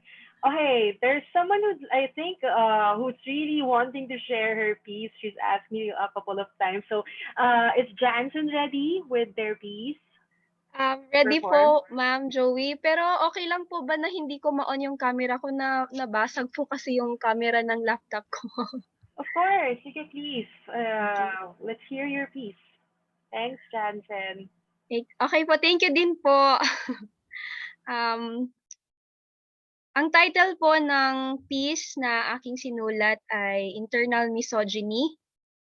Minsan po kasi may mga bagay or may mga comments tayo na nare-receive from our society na feeling natin para for our boost. Pero sometimes meron siyang negative impact in our gender or in our womanhood. So ito na po siya.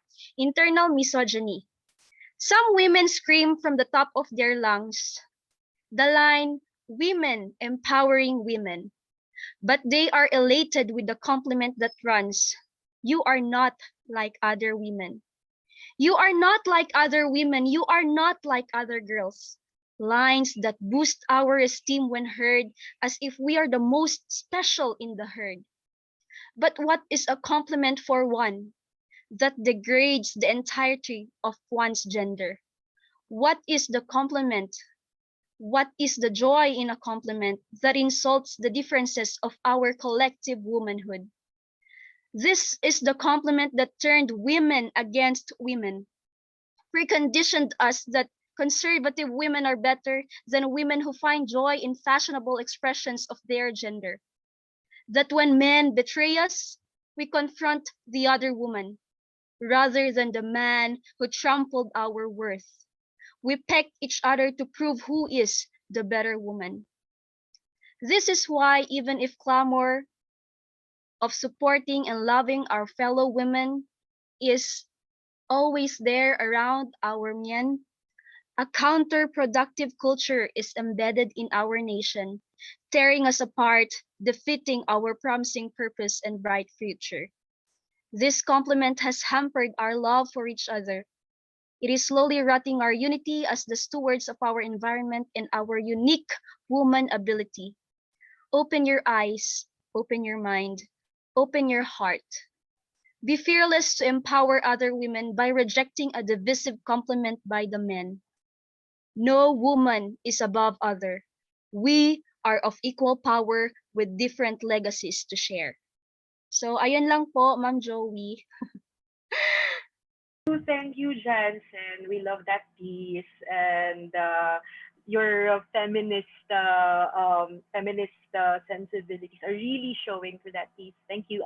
We feel the tensions and congrats for finishing this in 15 minutes. Galing. Thank you There is po. another, there is another piece, and they want to share it, but they want to stay anonymous. And Jasmine can read the piece and see if it lends well to performance. So, ready when you are. Okay, so I don't know ano yung intention ng author and how they wanted to do this. Yung pseudonym Coffee, but I'll try my best. In the past, your love is my desire. Appease myself in loving you from afar. Quietly dreamt of your hug so tight, a kiss so kind. Heaven thanks, time has come. Our two hearts beat as one. Now can truly claim you are mine. So, yeah. Thank you, Anonymous Coffee, for sending that. Share. Ayan. Salamat sa pag-share. At to, dahil 4:32 na, and to end this really glorious sharing, the celebration of our feminisms, we would like to call on, actually, the founder of FemLab herself to share a piece that she wrote during this workshop. Ready na ba si Tez sa kanyang Pangpalangka Awards na spoken word? No pressure ha, sige. Bakit last? Yay. Anyway, sige. Teacher ko kasi sa free writing si Jasmine. So, para ma-flex ko yung mga natutunan ko sa kanya. Sige. So, ang pinili kong prompt ay freely acting on your sexual desires in an informed manner. And then, the title is Hello, Sex Tayo. Yan. Hello, sex tayo please. Kasi I want to feel close to you. I want to feel my body's release. I want to relieve my stress. I want to let our neighbors know that we have an active sex life because I desire you, a connection to you. Hello, sex tayo? If you want, ano bang gusto mo? What turns you on? What will make you scream my name in pleasure? What will make you think the heavens for existing? Hello, sex tayo with care because we're vulnerable, because we need a haven to be ourselves, to explore what brings us ecstasy, to express our deepest longings with our body and soul.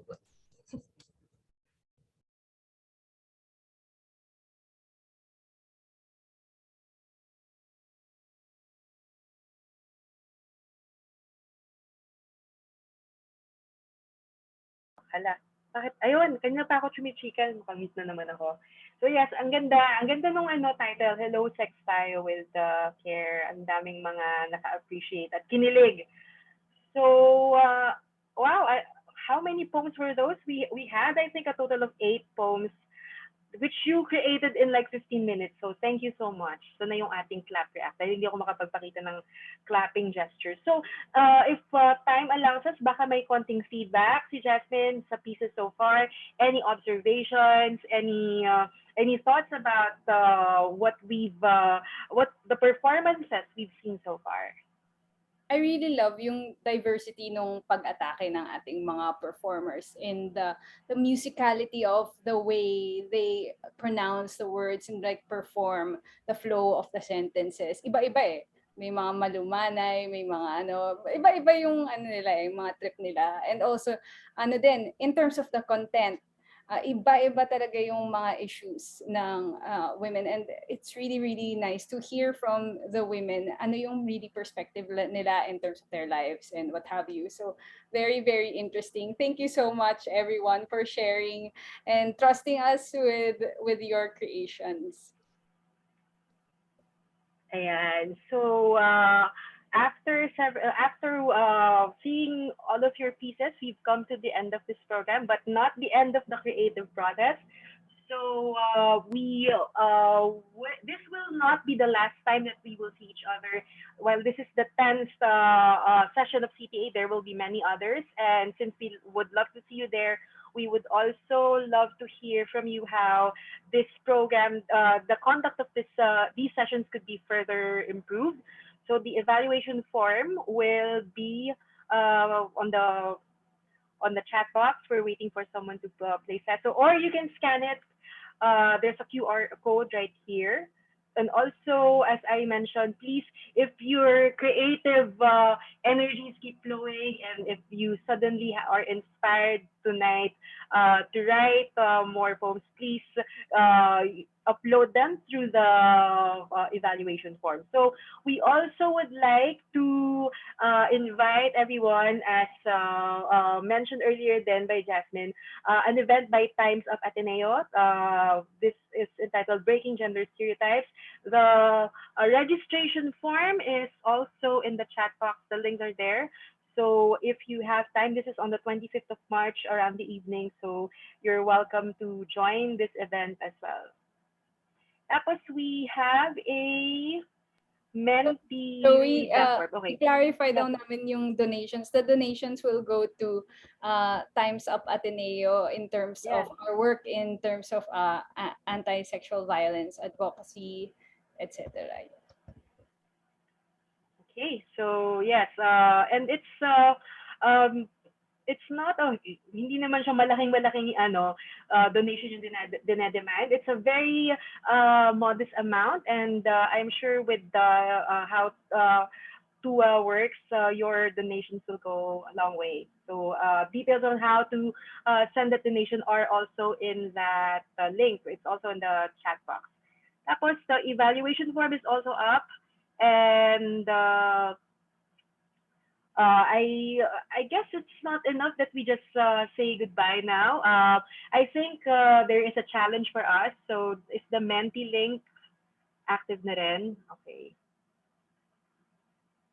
There you go. There is, we're inviting everyone to click on the Menti meter. So this is a challenge as we end this sharing, as we end this celebration, this resistance, this reclamation of love from the clutches of patriarchy.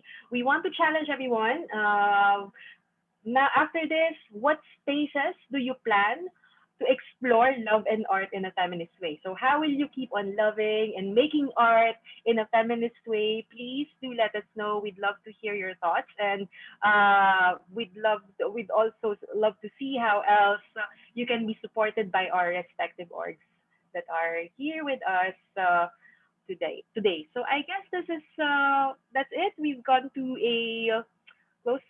We've gone to the end of the program. Naghihintay ba tayo? Are votes coming in? Are we waiting for them? Okay. Are we waiting for them to send in their replies? Sige, siguro lang 1 minute tapos picture. 1 minute, let's see. Tayo. Yes. Sige, pwede kayong mag-retouch ng lipstick o kumuha ng kape para mas pangmalakasan yung smiles natin. Okay, the responses are coming in. These are very interesting. They would be sharing it in their organizations through literature, by loving yourself more. That's actually a very sensible way to explore love.